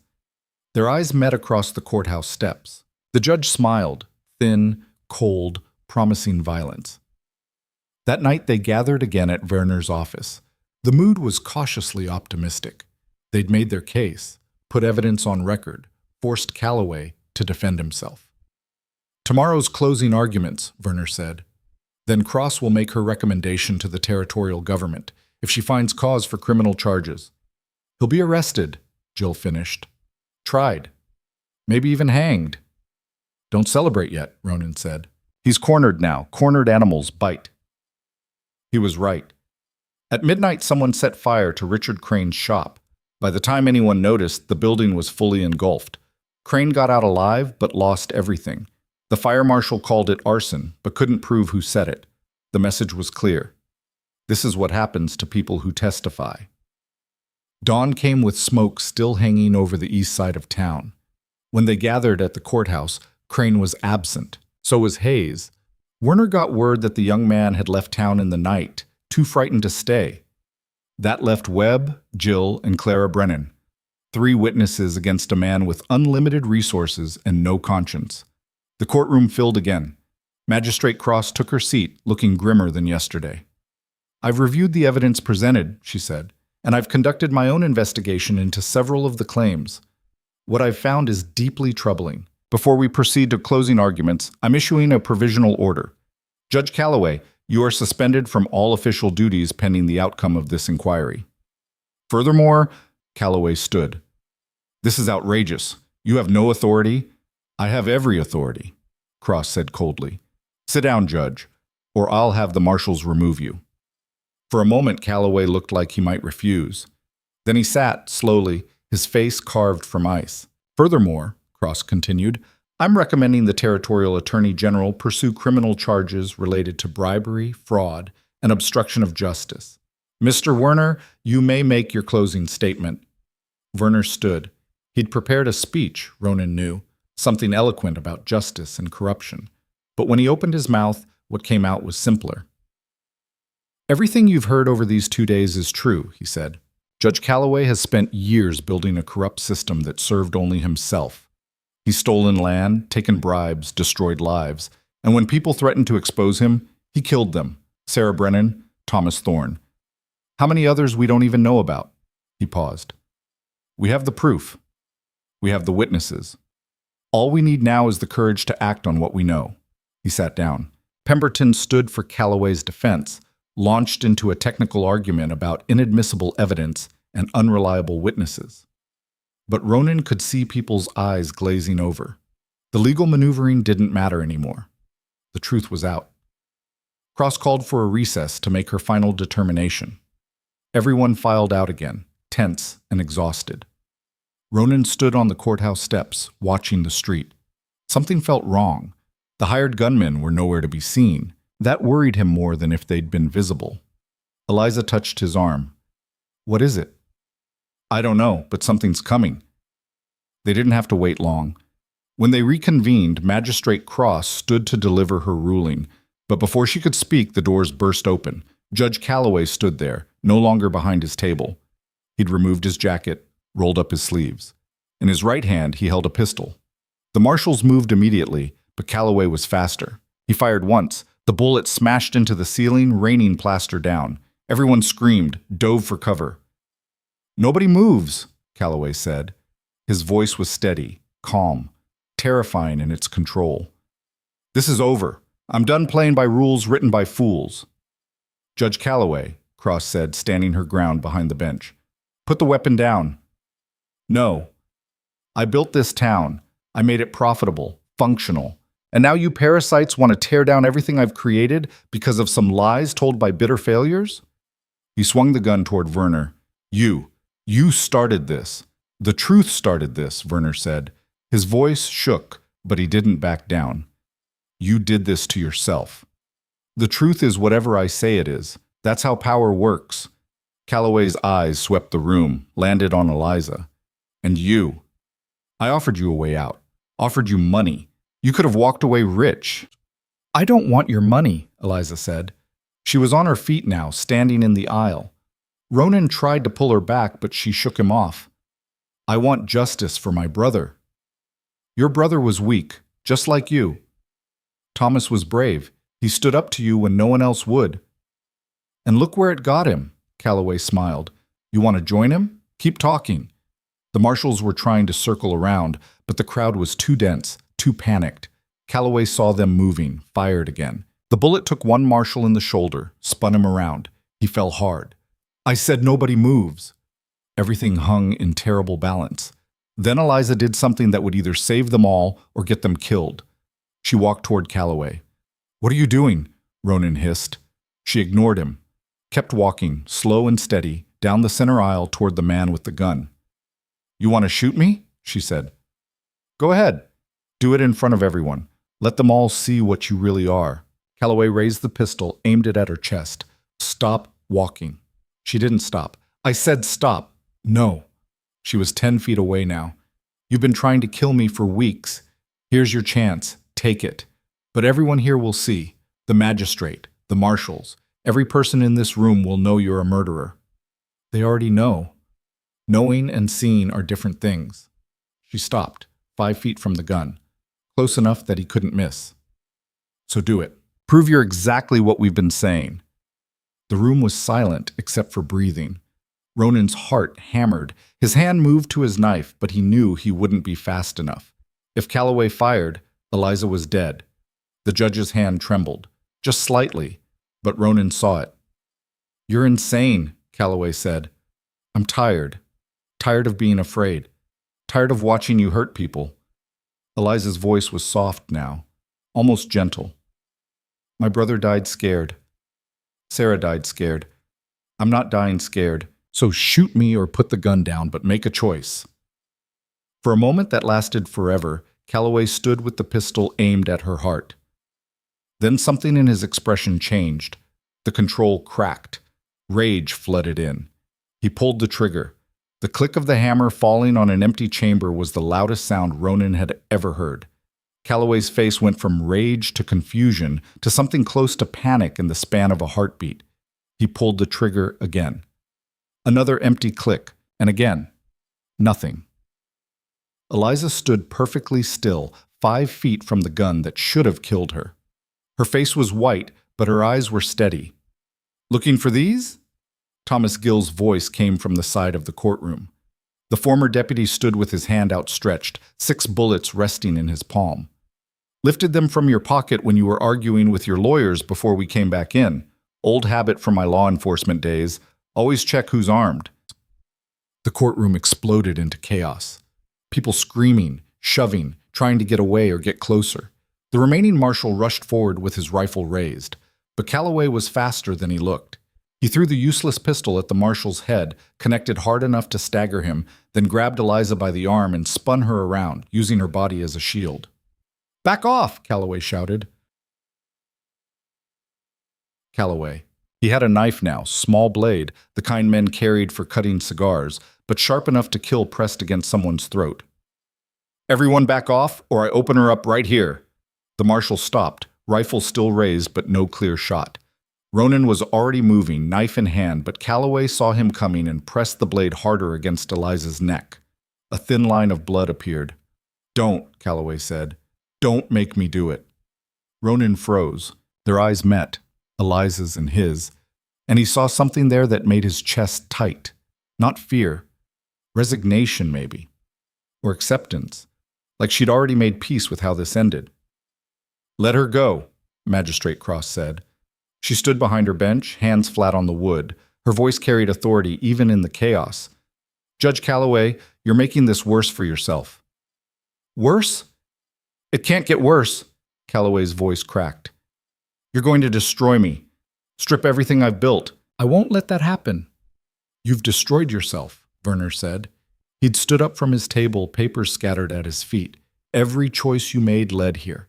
Every person you hurt. Every life you ruined. This is the consequence." "Consequences are for the weak. I've survived 40 years by making sure consequences happen to other people." "Not anymore," Eliza said. Her voice was strained from the pressure of the blade, but clear. "It's over. Even if you kill me, it's over. Everyone knows now. The evidence is out there. You can't silence all of us. Watch me." But there was desperation in his voice now. The control was gone. He was a cornered animal, vicious and unpredictable. The crowd had gone silent, everyone frozen. Ronan could see Calloway calculating, trying to find a way out. But there wasn't one. The doors were blocked by people. The marshal had his rifle trained. The second marshal was back on his feet despite his wounded shoulder, hand on his sidearm. "Here's what's going to happen," Calloway said. "You're going to let me walk out of here. I'm taking her with me. Once I'm clear of town, I'll let her go." "You'll kill her the moment you're out of sight," Ronan said. "Maybe. But she's definitely dead if anyone tries to stop me." He started backing toward a side door, dragging Eliza with him. "Clear a path." People scrambled to move. Ronan's mind raced through options. He could throw the knife. He was good with it, had killed deer at twice this distance. But Calloway's blade was already at Eliza's throat. If Ronan missed, or if Calloway's death grip tightened reflexively, she'd bleed out before anyone could help her. They reached the side door. Calloway fumbled with the handle one-handed, got it open. Sunlight streamed in. He pulled Eliza through and the door swung shut behind them. Ronan ran. Not for the side door, that's where everyone was converging, but for the front entrance. If Calloway was heading for horses, he'd go to the hitching posts out front. Ronan burst through the main doors, jumped down the steps, and came around the corner of the building at a sprint. He was right. Calloway was there, still holding Eliza, moving toward a black horse tied to the rail. But he was having trouble, trying to mount while keeping the knife at her throat and controlling her struggling. "Let me go," Eliza was saying, not begging, demanding. "You can move faster without me." "Shut up." Ronan approached from behind, moving quiet. 10 feet away. 5. He could see the tension in Calloway's shoulders, the way his hand shook slightly. This was a man who'd spent his life making others do violence for him. He wasn't used to holding the knife himself. 3 feet. Calloway sensed something and started to turn. Ronan lunged, grabbed the wrist holding the knife, and wrenched it away from Eliza's throat. She dropped, rolled clear. Calloway tried to pull free, but Ronan held on, using his weight and momentum to slam the judge against the hitching post. The knife clattered to the ground. Calloway threw a wild punch that caught Ronan in the jaw, snapped his head back. Pain flared. He returned it with a short jab to the ribs that drove the air from Calloway's lungs. Then the marshal was there, and Werner, and half a dozen townspeople. They pulled Ronan back. Someone grabbed Calloway, forced his arms behind his back. The judge fought, thrashing and cursing, but there were too many hands on him now. "You're all dead," he screamed. "Every one of you! I have people everywhere. They'll hunt you down." "Your people are running," the marshal said calmly, snapping iron cuffs around Calloway's wrists. "Soon as you pulled that gun in the courthouse, they cleared out. Whatever you paid them wasn't enough to stick around for this." The fight went out of Calloway all at once. He sagged in the marshal's grip, suddenly looking older, smaller. Eliza was still on the ground where she'd rolled. Ronan went to her, helped her up. The cut on her neck was shallow, already clotting. Her hands were shaking, but her eyes were clear. "You all right?" he asked. "I don't know. Ask me later when I can think straight." They walked back into the courthouse together. The crowd parted for them, silent now. Magistrate Cross had restored order inside, though people were still shaken. Clara Brennan was crying quietly. Marcus Webb looked like he might be sick. The marshal brought Calloway in through the side door, marched him to the front of the courtroom. Cross looked down at him from the bench with an expression that might have been pity or might have been contempt. "Judge Elias Calloway," she said, "you are hereby under arrest for attempted murder, assault with a deadly weapon, and a substantial list of corruption charges that will be formally filed within the week. You will be held without bond pending trial. This is illegal, Calloway said, but his voice was hollow. You can't do this. I just did. Cross looked to the marshal. Take him to the territorial detention facility, not the local jail. I don't trust anyone here. As they led him away, Calloway twisted to look back at the courtroom. His eyes found Ronan, then Eliza. The hatred there was pure and absolute. This isn't over, he said quietly. You think you've won. You haven't. Then he was gone, the door closing behind him. For a moment, nobody moved. Then someone started clapping. Slowly at first, then others joined. It built into applause that filled the courthouse. People standing, the sound washing over everything. Ronan didn't feel like celebrating. He felt exhausted. Eliza leaned against him, and he could feel her trembling. We did it, she said, so quiet only he could hear. Yeah, I thought he was going to kill me. Me too. She pulled back, looked up at him. When I walked toward him, that was the stupidest thing I've ever seen anyone do. I know. She laughed, shaky and a little hysterical. I wasn't even thinking. I just couldn't stand there and let him control everything anymore. Does that make sense? No, but I understand it anyway. Werner pushed through the crowd to them, his face split in a grin Ronan had never seen on the old lawyer. We won. We actually won. Is it really over? Eliza asked. The hearing is. Cross will file her recommendations tomorrow. The territorial attorney general will have no choice but to prosecute. Between the evidence and what just happened in this courtroom, Calloway's finished. What about his people? The ones he paid off? They'll scatter. Some might face charges themselves. But without Calloway protecting them, most will just disappear. Werner squeezed her shoulder. You did it, Miss Thorne. You and Ronan. You took down the most powerful man in the territory. People were coming up to them now, shaking hands, offering congratulations. Some looked ashamed. These were the ones who'd turned away when Eliza needed help, who'd let fear keep them silent. Others looked relieved, like they'd been holding their breath for years and could finally exhale. Catherine Mills, the widow who'd refused to testify, approached with tears on her face. I'm sorry, she said to Eliza. I should have been braver. You have children to protect, I understand. But you risked everything. Because I didn't have children. Different circumstances. Different choices. Eliza's voice was gentle. We all do what we can with what we have.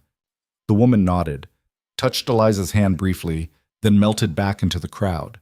They stayed at the courthouse for another hour, answering questions, giving statements to the marshals. By the time they finally left, the sun was setting, painting Marrow Ridge in shades of orange and red. The town looked the same.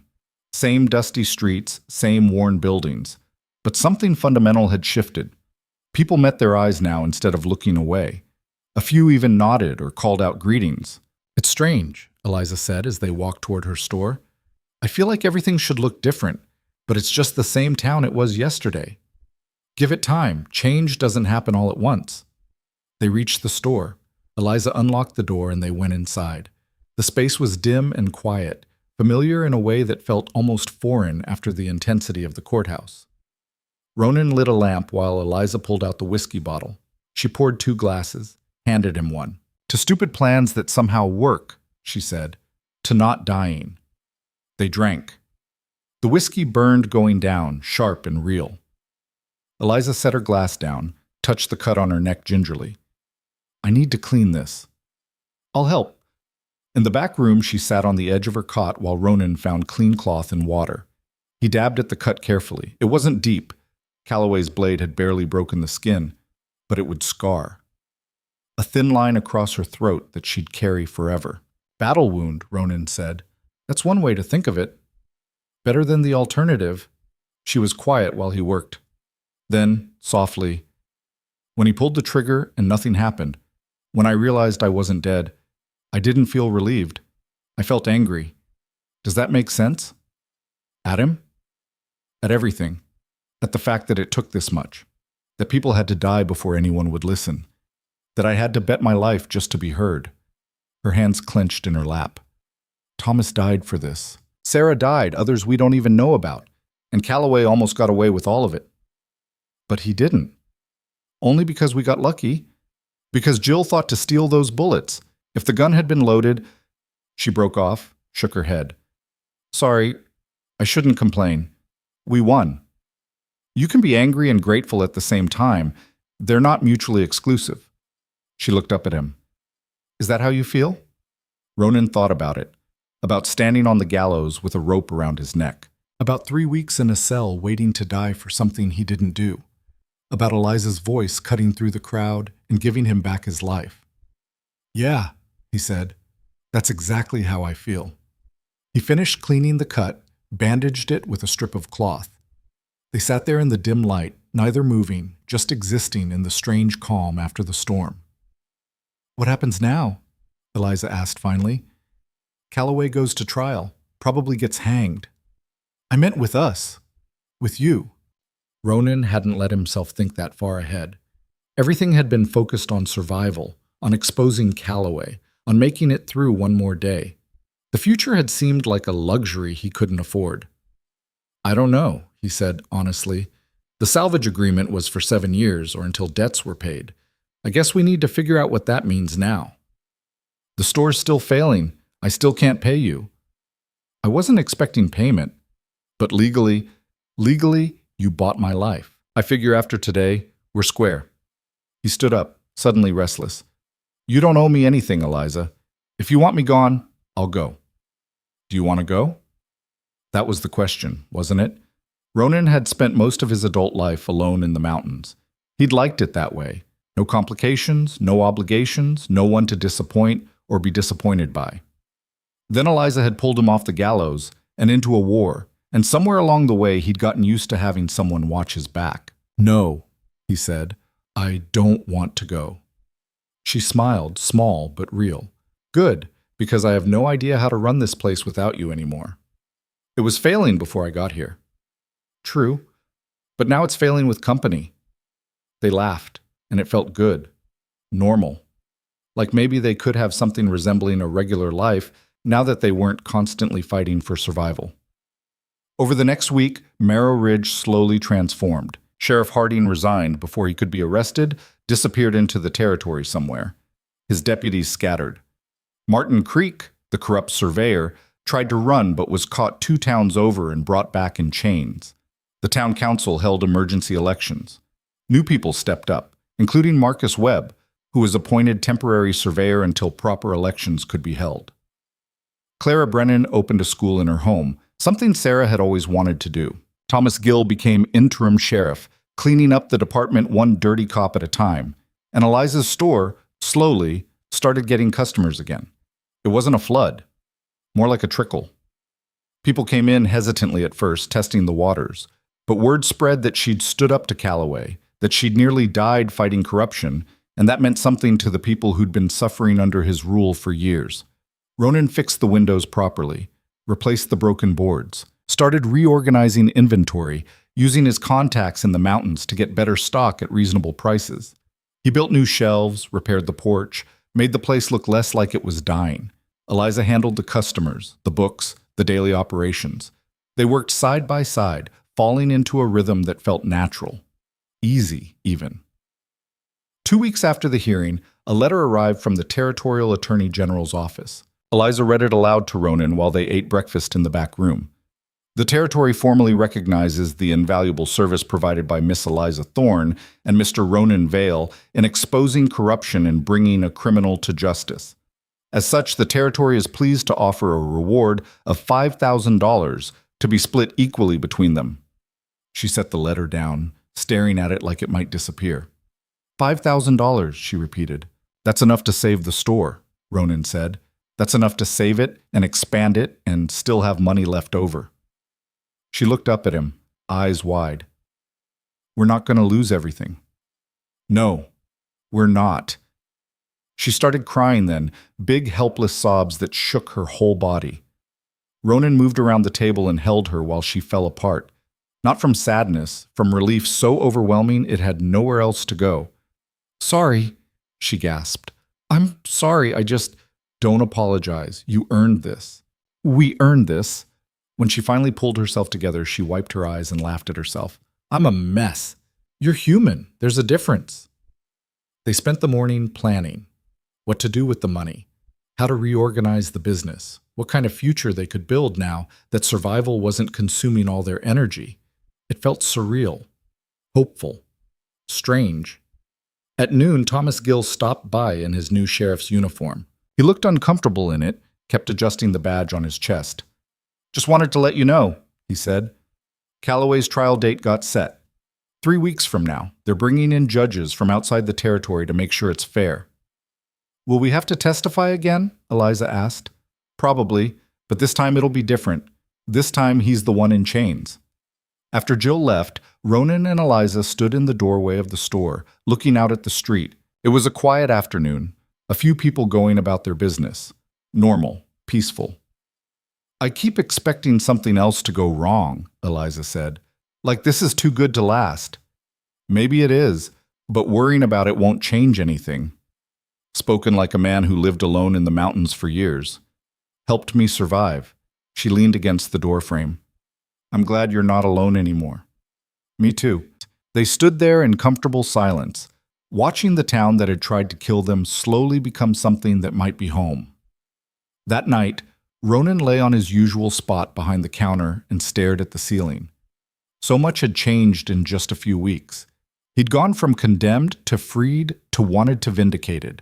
Had gone from alone to partnered with someone who understood what it meant to fight when the odds were impossible.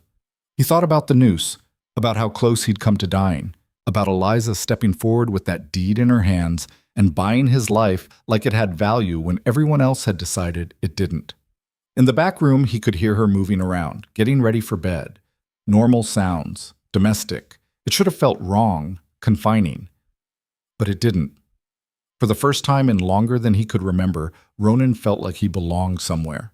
Not because of blood or obligation, but because of choice. He closed his eyes and let sleep take him, knowing tomorrow would bring new challenges. The store still needed work. The trial was coming. Life in Merrill Ridge would never be completely easy, but they'd faced down a corrupt judge and lived. They'd stood in the face of death and refused to blink. Whatever came next, they'd handle it, together. 3 weeks later, they stood in a different courthouse in the territorial capital, watching as Judge Elias Calloway was sentenced to hang for his crimes. He showed no remorse, no fear, just cold calculation until the very end. You think he'll appeal? Eliza asked as they left the courthouse. Probably, but it won't matter. Too much evidence, too many witnesses. They rode back to Merrill Ridge the next day. The town welcomed them quietly. No parade, no celebration. Just nods and thank yous from people who understood that justice was its own reward. The store was thriving now. New inventory, new customers, enough income to hire help. Ronan had hired 2 young men to handle deliveries and heavy lifting, freeing him up to manage the business side.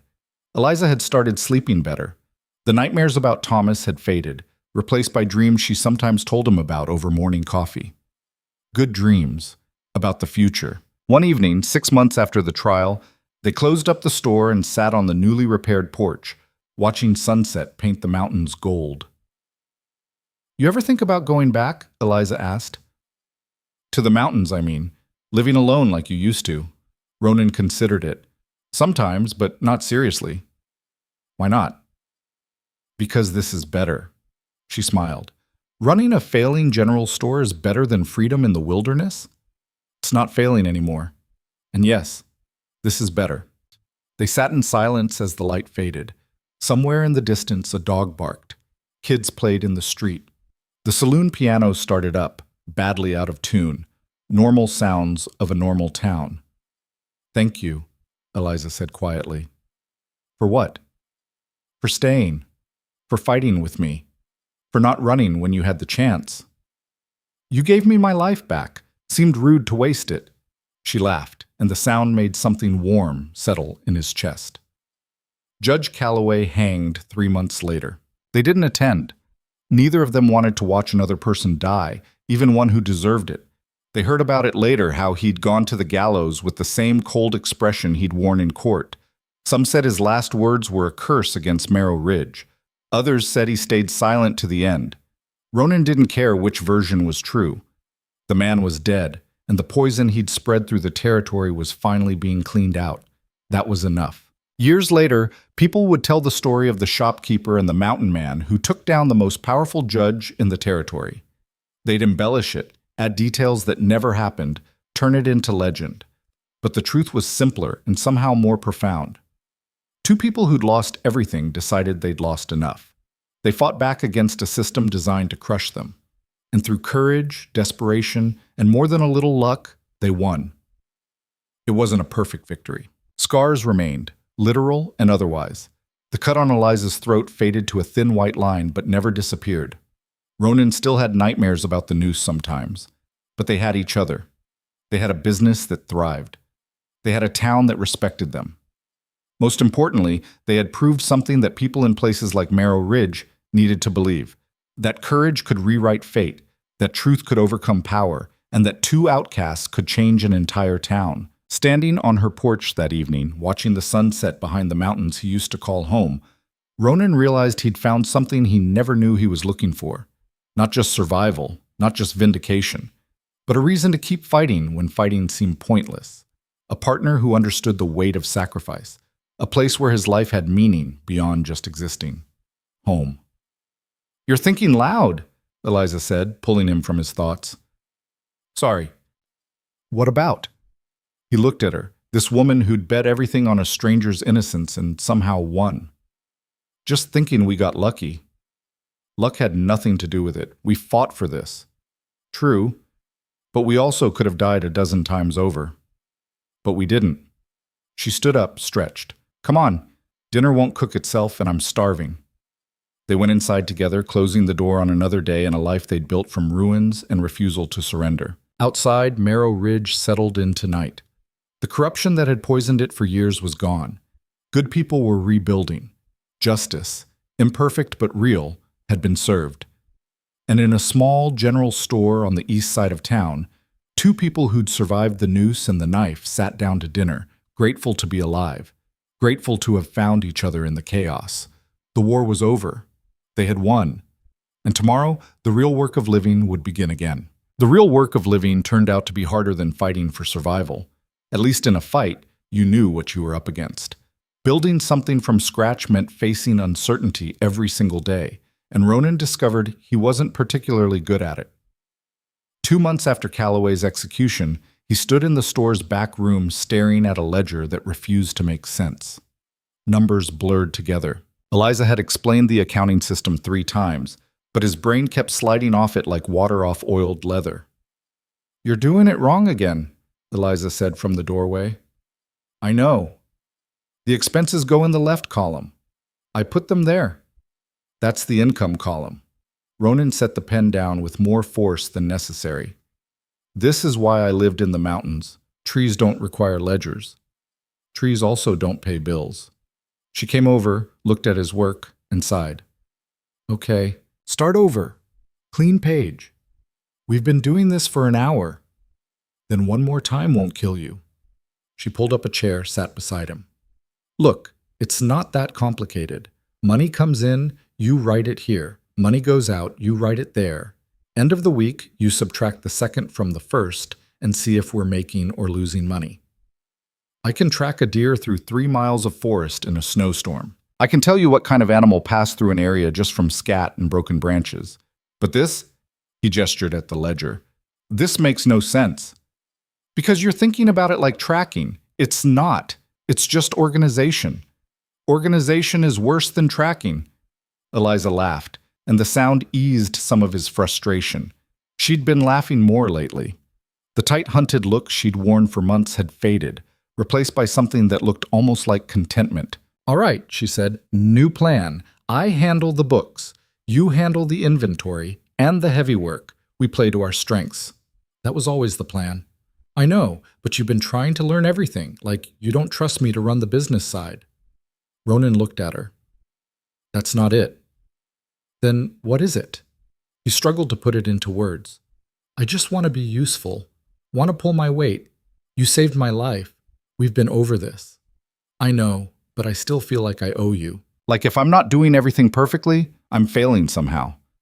Eliza was quiet for a moment. Then she closed the ledger and turned her chair to face him directly.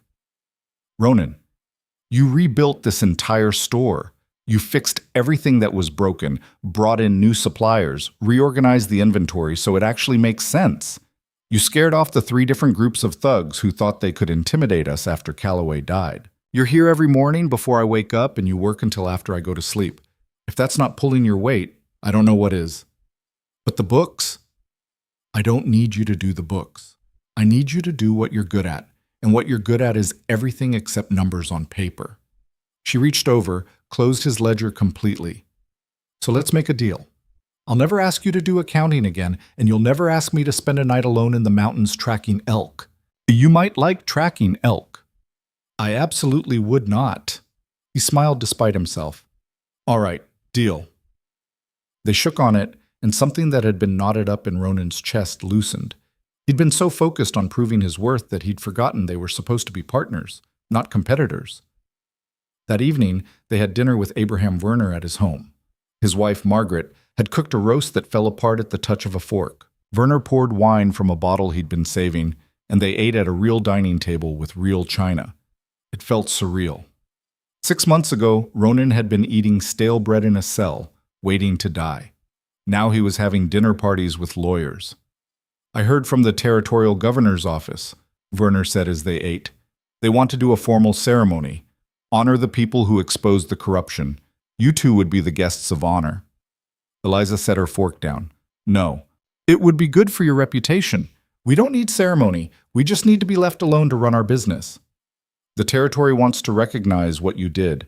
The territory wants to feel good about itself, Eliza said, not unkindly. We risked our lives because we had no choice. Turning it into a ceremony feels wrong. Werner nodded slowly. I understand, but you should know people see you as heroes, whether you want that or not. We're not heroes, Ronan said. We're just 2 people who got tired of being afraid. Margaret spoke up for the first time. She was a quiet woman, older than her husband, with kind eyes and flour permanently under her fingernails. Sometimes that's what heroism is. Not grand gestures, but simple refusal to accept wrong as inevitable. They sat with that thought while the wine made its way around the table again. Later, walking back to the store under a sky full of stars, Eliza said, Do you think we're heroes? No. Me neither, but I think maybe we did something that mattered. Yeah, we did. They walked in comfortable silence. The streets of Merrow Ridge were quieter now that Calloway's thugs were gone. Safer. You could walk at night without watching your back constantly. I got a letter today, Eliza said, from the land office, about Thomas's property. Ronan glanced at her. Thomas Thorne's mill land had been seized after his death, claimed by various creditors that turned out to be shell companies owned by Calloway. With the judge gone, the ownership was being sorted out. And, he asked, it reverts to me, as his only living relative. The land, the mill ruins, everything. She stopped walking. It's almost 200 acres. Good timber. Water rights to the creek. That's valuable. It's more than valuable. It's a future. She looked at him. I was thinking, the store is doing well, but it's still just a store. But with that land, we could do more. Rebuild the mill, maybe. Or lease the timber rights. Actually build something. We? Unless you're planning to leave. She said it lightly, but he heard the question underneath. I already told you I'm not leaving. I know, but saying it and meaning it long-term are different things. She started walking again. You could take your half of the reward money and buy your own land. Go back to the mountains. Live the life you had before all this. Ronan thought about his old cabin, the solitude, the simplicity of tracking game and trading pelts, and never having to deal with ledgers or town politics or other people's expectations. It sounded lonely. I don't want my old life back, he said. You sure? Because 6 months ago you were a mountain man. Now you're a shopkeeper in a frontier town. That's a hell of a change. 6 months ago I was about to hang for a murder I didn't commit. Everything since then has been a hell of a change. He stopped, made her look at him. I'm not staying because I owe you. I'm staying because I want to. There's a difference. She studied his face in the moonlight. You really mean that? Would I say it if I didn't? Most people say things they don't mean all the time. I'm not most people, she smiled. No, you're really not. They stood there in the middle of the empty street, and Ronan felt something shift between them. Something that had been building for months, but neither of them had acknowledged because they'd been too busy surviving. So, Eliza said finally, partners? On the land deal? Partners, Ronan agreed, on everything. The next morning, they rode out to see Thomas's property. It sat 5 miles north of town, nestled in a valley where the creek ran year-round. The mill itself was the blackened ruin, but the water wheel foundation was intact.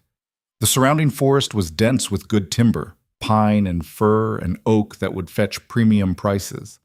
Eliza stood in what used to be her brother's office, looking at the remains of his dreams. Ronan watched her process it, seeing both grief and possibility war across her face. He loved this place, she said quietly. Used to bring me here when I was young. Let me help sort lumber, even though I was terrible at it. She touched a charred beam. He built this himself, every board, every nail. We could rebuild it. It wouldn't be the same. No, but it would be something. Ronan walked over to where the creek ran past the mill site. You've got good water flow here, steady year-round. That's rare. And the timber access is perfect. You could haul logs right down to the mill site. You know about lumber mills? Spent a winter working at one when I was younger. Hated every minute of it, but I learned how they work. He came back to her. This is good land, Eliza. Your brother knew what he was doing. Until Calloway killed him for it. Yeah, but Calloway's dead now, and the land is yours. You get to decide what it becomes. She looked around at the ruins, the forest, the creek. Then she looked at him. What do you think? Rebuild the mill or lease the timber rights? Rebuilding would take years and more money than we have. Leasing would bring in steady income while we figure out what we actually want to do. That's practical. You asked my opinion. I did. She walked to the creek, knelt down, ran her hand through the cold water. Thomas used to say this water was magic, that anything you built here would last because the creek wouldn't let it fail. Sounds like something a mill owner would say to make himself feel better about the investment. She laughed. Probably. But I want to believe it anyway. They spent the rest of the day exploring the property, making notes about what needed to be done. The burned mill would have to be torn down completely. The access road needed work. Survey markers had to be reset after Calloway's people had moved them. It was overwhelming.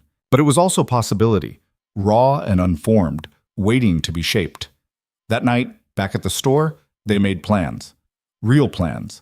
For a future that extended beyond the next crisis. They talked about rebuilding timelines, about hiring workers, about how to balance the store with the mill project. It's going to be hard, Eliza said, sketching rough layouts on paper.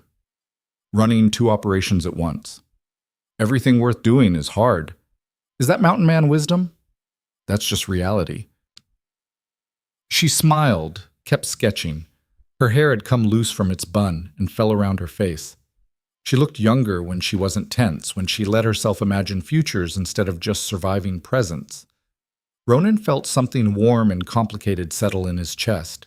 Affection, maybe. Or something deeper that he wasn't ready to name yet. What? Eliza asked, catching him staring. Nothing, just thinking. About? About how different things are now. Better different or worse different? Better, definitely better. Over the next 3 months, they threw themselves into the mill project. They hired a crew of 6 men, some locals, some drifters passing through looking for work. Ronan oversaw the demolition of the burned structure while Eliza handled the business side, negotiating with timber companies and setting up supply contracts. It was exhausting. Ronan would work from dawn until dark at the mill site, then come back to the store and help close up, then fall asleep barely able to move. Eliza split her time between the store and the mill office, managing accounts and workers and the 1,000 small crises that came up every day. But slowly, steadily, things took shape. The ruins came down. The foundation was cleared. New timber arrived. The water wheel was rebuilt with better engineering than Thomas had used. Walls went up. A roof. Windows. 4 months after they'd started, the mill was operational again. Not at full capacity. They'd need another year of work to get there, but functional enough to take on small contracts. The day they ran the first logs through, half the town came out to watch. The water wheel turned, the saw screamed to life, and lumber came out the other end in clean, straight boards. Eliza stood next to Ronan, watching her brother's dream come back to life in new form. She wasn't crying, but her eyes were bright. "He would have loved this," she said. "Yeah, he would have. Thank you for helping make it real. It was your vision. But your work." She took his hand, squeezed once, then let go. The gesture was quick, almost casual, but it sent electricity up Ronan's arm. That evening, they celebrated at the saloon. The whole crew came, plus Werner and his wife, Thomas Gill, Clara Brennan, Marcus Webb, all the people who'd fought beside them against Calloway. Even some who hadn't fought were there, wanting to be part of something good. Jack Reedy, the saloon owner, bought a round for the house. "To Eliza Thorne and Ronan Vale," he announced, "for proving that courage and hard work still mean something in this territory." Everyone cheered, glasses clinked. Someone started playing piano, badly but enthusiastically. Ronan found himself standing at the bar next to Webb, who was nursing his third whiskey of the night and looking philosophical. "You ever think about how close we came to losing?" Webb asked. "Every day." "Me too. I think about that courtroom, about Calloway pulling that gun, about how if one thing had gone different, we'd all be dead. But we're not dead." "No, we're not." Webb drained his glass. "I got a job offer last week. A territorial surveyor position. Real one, not under some corrupt judge. Good pay, pension, the whole thing." "You taking it?" "Already accepted. Start next month." He looked at Ronan. "None of that would have happened if you and Eliza hadn't stood up first. You gave the rest of us permission to be brave. We were just trying not to die. That's what bravery is most of the time, just trying not to die and refusing to do it quietly." Ronan thought about that while Webb went to join another conversation. He looked across the saloon and found Eliza talking with Clara Brennan, both women laughing at something. The scar on Eliza's throat was visible above her collar, thin white line that caught the lamplight. She'd almost died for him. For them. For the chance to expose the truth. And she'd do it again, he realized. If faced with the same choice, she'd make the same decision. That was who she was. Someone who couldn't live with injustice, even when fighting it might kill her. He loved her for that. The thought hit him like cold water. Love. When had that happened? Somewhere between the gallows and the courthouse, between fighting for survival and building something new, his feelings had shifted from gratitude to partnership to something deeper. He loved her. The realization should have terrified him. Ronan had spent most of his adult life avoiding attachments, avoiding complications. Love was the ultimate complication. But looking at Eliza across the crowded saloon, he found he wasn't scared. He was certain. The question was what to do about it. The party went late. People got drunk, told stories, sang off-key songs about frontier life. Ronan stayed mostly sober, watching and listening.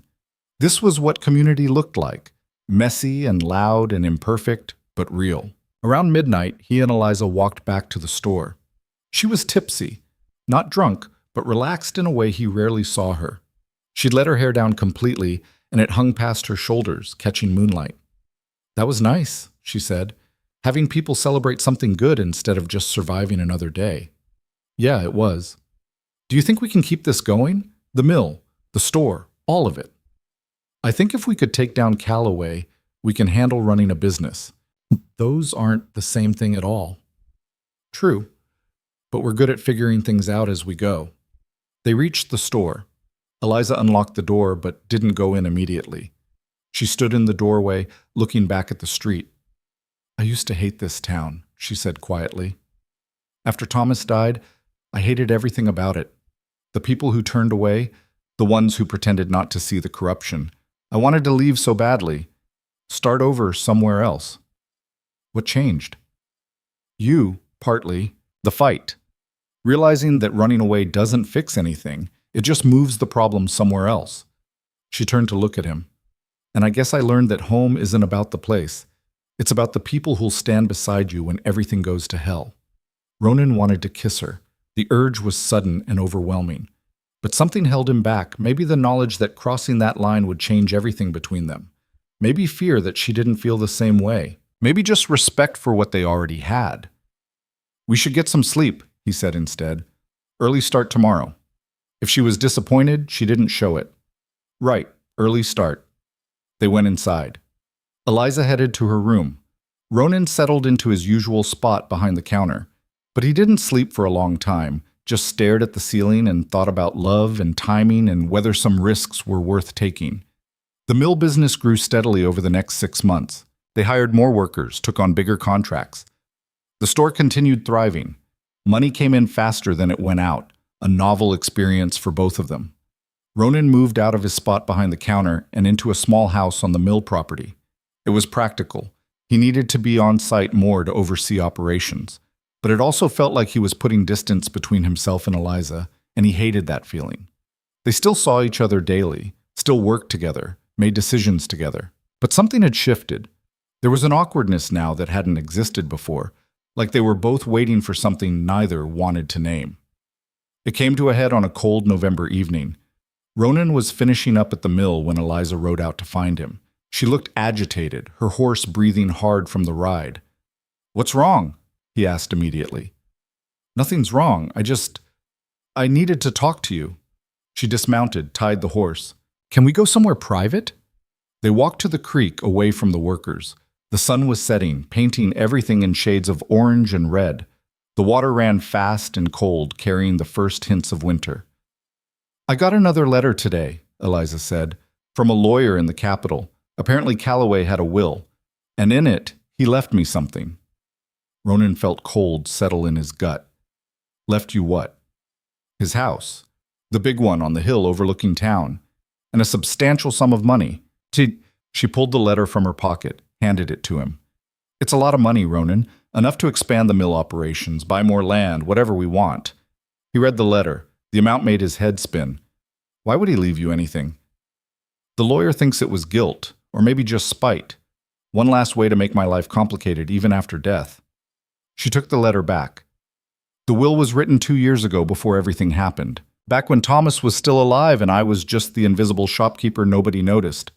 Are you going to accept it?" "I don't know. Part of me wants to burn every dollar, but the practical part says that money could do a lot of good, could help rebuild things he destroyed. There's poetry in that, maybe." "What do you want to do?" "I want your opinion.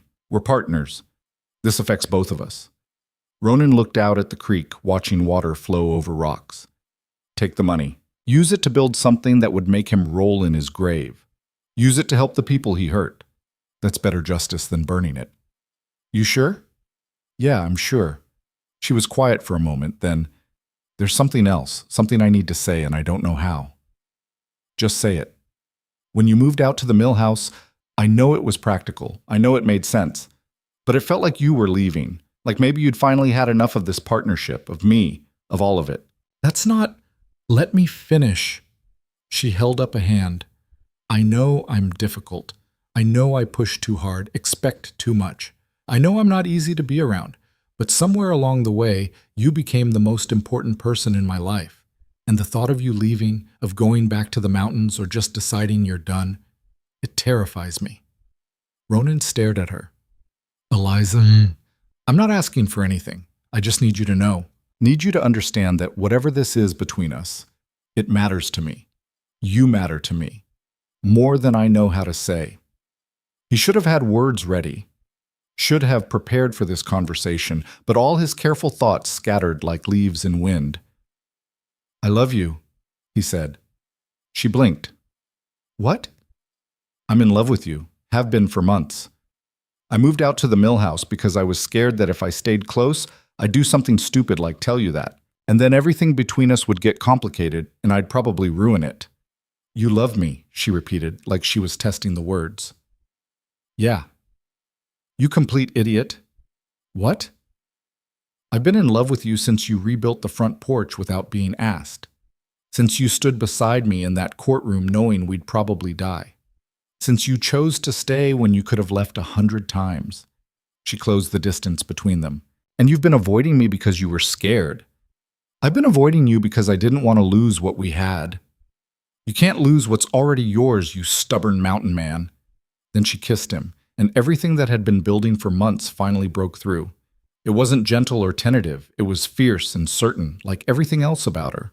Ronan kissed her back, one hand tangling in her hair, the other pulling her closer. When they finally broke apart, both breathing hard, Eliza was smiling. "Well," she said, "that took long enough." "I was trying to be respectful." "Respect is overrated."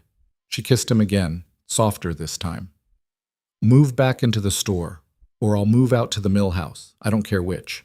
But we've wasted enough time being scared." "I'm not scared anymore." "Good. Neither am I."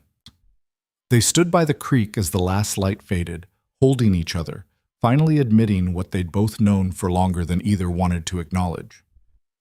The next morning, they rode into town together and went straight to Werner's office. The old lawyer looked up from his paperwork, saw their faces, and smiled. "Finally figured it out, did you?" he said. "Figured what out?" Eliza asked. "That you're in love. Margaret and I have been taking bets on how long it would take you to admit it." "We're here about business," Ronan said, trying to sound professional. "Sure you are." They spent the next hour working through the details of Calloway's inheritance. Werner would handle the legal aspects, ensure the money was transferred properly. They'd use part of it to expand the mill, part to establish a fund for people who'd lost businesses or property under Calloway's rule. The house itself they'd sell. Neither of them wanted to live in the place he'd occupied. "One more thing," Eliza said as they were leaving. "Can you prepare partnership papers? Making everything official? The mill, the store, all of it. Equal ownership, joint decisions." "I can do that. But you might want to consider a different kind of partnership agreement." "What kind?" Werner looked between them. "The marriage kind. Simpler legally. And based on what I'm seeing, probably more honest about what you're actually building together." They left without answering, but the question hung between them for the rest of the day. That evening, sitting on the porch of Eliza's store, their store, watching sunset paint the mountains, Ronan brought it up. "Werner might have a point," he said. "About marriage? About it being simpler and more honest." Eliza was quiet for a moment. "Is that a proposal?" "I don't know. Maybe. I'm not good at this." "Clearly." But she was smiling. "Ronan Vale, if you're going to propose, do it properly." He stood up, suddenly nervous in a way he hadn't been since facing down Calloway. "I don't have a ring. I don't care about a ring. And I've never done this before." "Neither have I. And I'm terrible at romantic gestures. I know, it's one of your more annoying qualities." She stood up too, facing him. "But if you're trying to ask me to marry you, the answer is yes." "I haven't asked yet." "Then ask."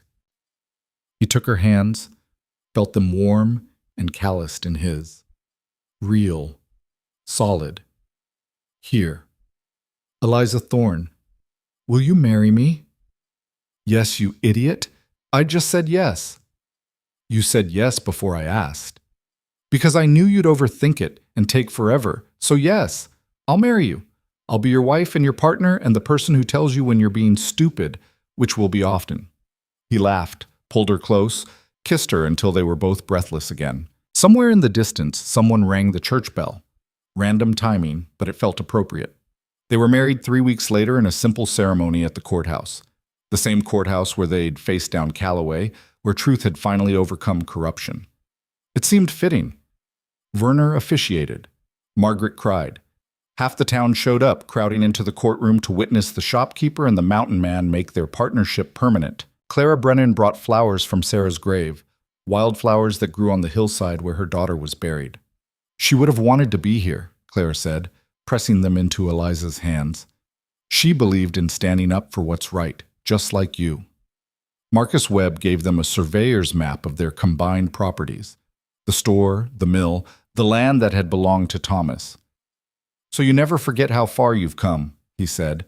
Thomas Gill stood up during the ceremony and said, "I just want everyone to remember that these two people saved this town. They risked everything when the rest of us were too scared to act. We owe them more than we can ever repay." Someone in the back shouted, "To Eliza and Ronan!" and the whole courthouse erupted in cheers.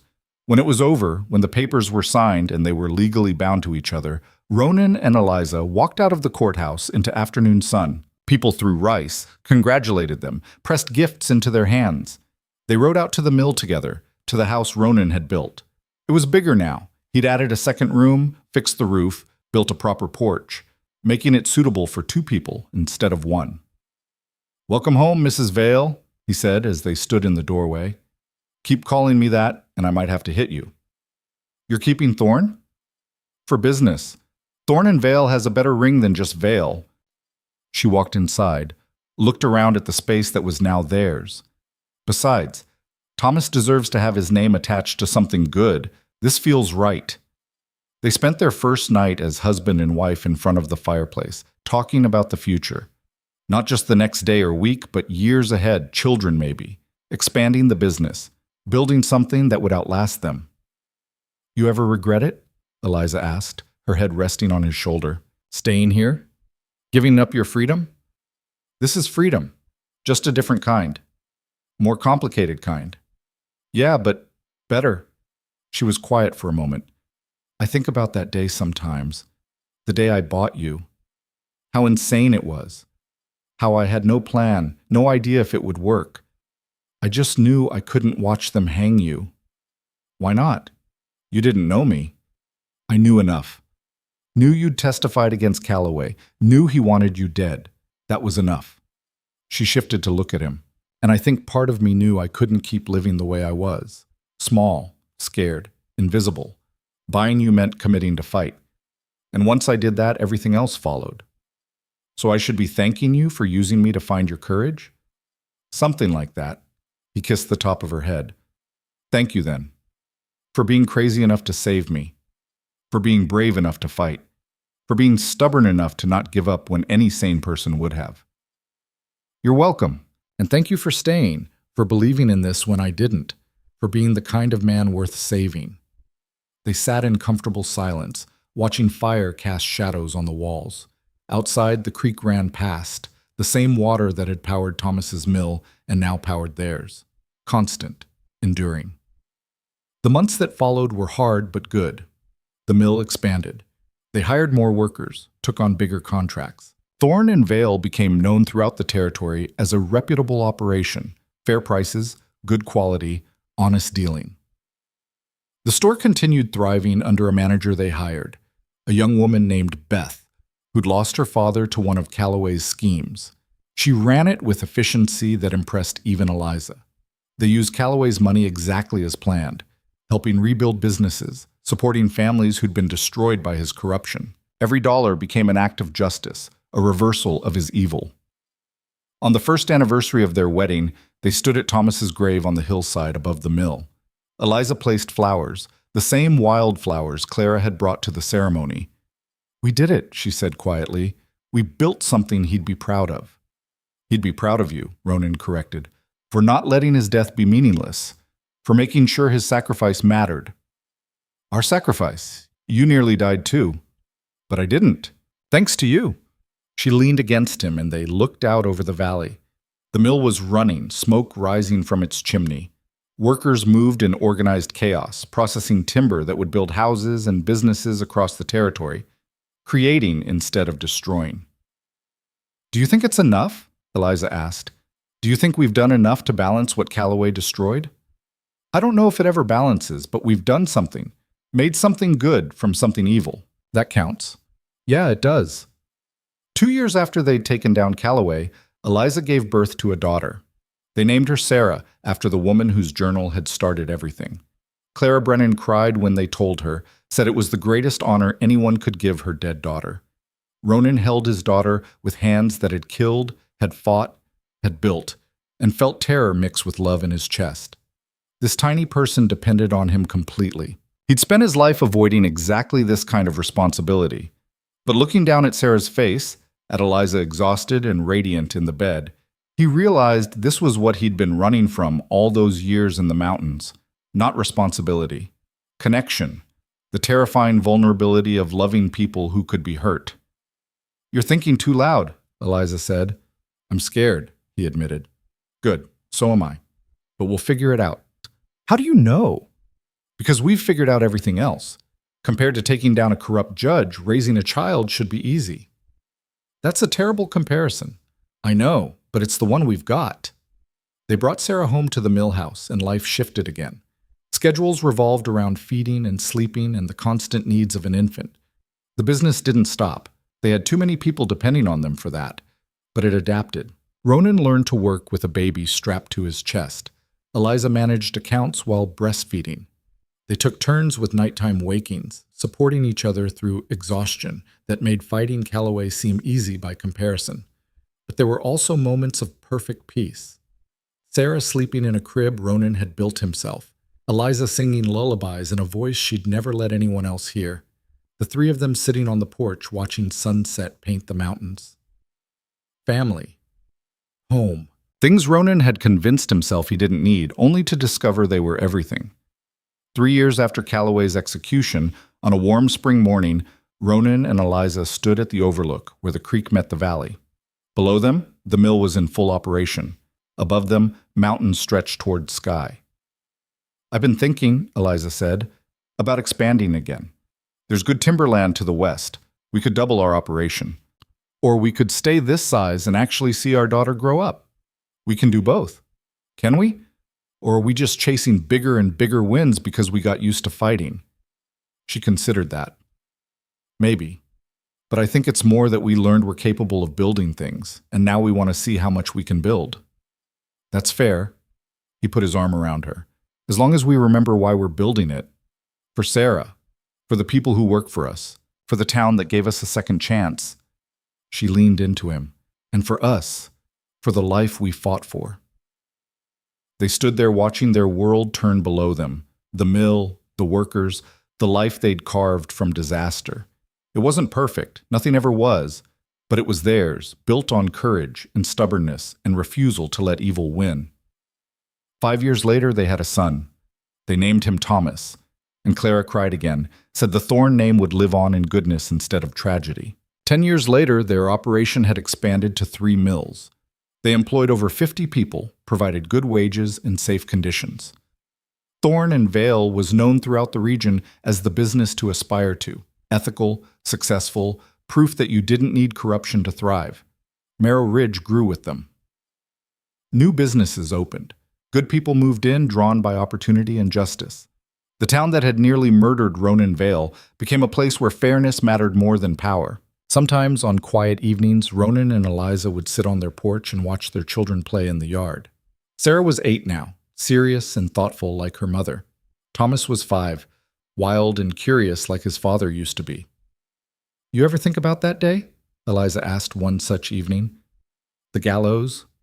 "Sometimes." "Do you remember what you were thinking when they put the noose on?" "I was thinking about my cabin, about dying for something I didn't do, about how unfair everything was." He looked at her.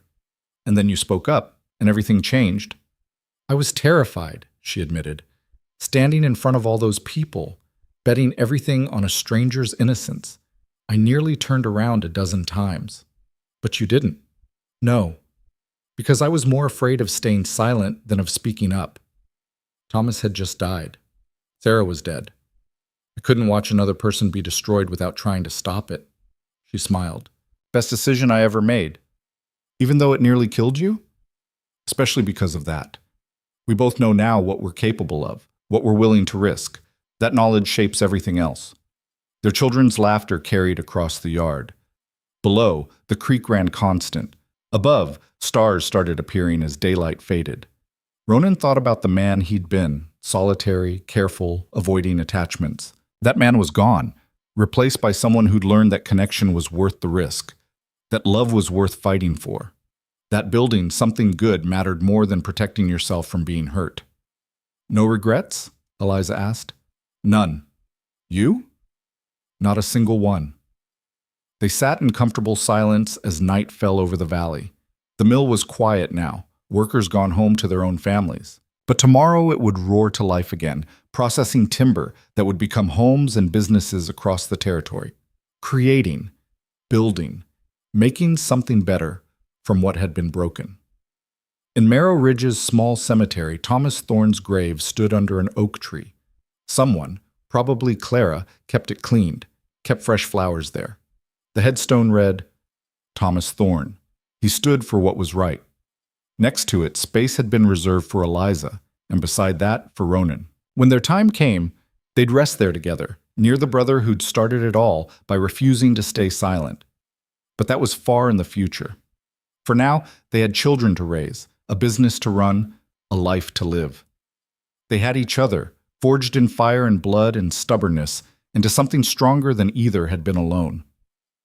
The noose had nearly ended Ronan Vale's story before it truly began. Instead, it became the opening chapter of something better. A partnership, a love, a legacy of courage that would outlast them both. In a harsh frontier where survival once meant silence, they'd proved something that Marrow Ridge would remember for generations. That courage could rewrite fate, that truth could overcome power, and that two outcasts, a shopkeeper and a mountain man, could change an entire town, not through grand gestures or perfect heroism, but through simple refusal to accept wrong as inevitable. Through standing up when standing up seemed suicidal. Through fighting for what mattered even when the cost seemed too high. They'd won. Not just the battle against Calloway, but the war for their own futures. And in winning, they'd given hope to everyone who came after. That was enough. That was everything.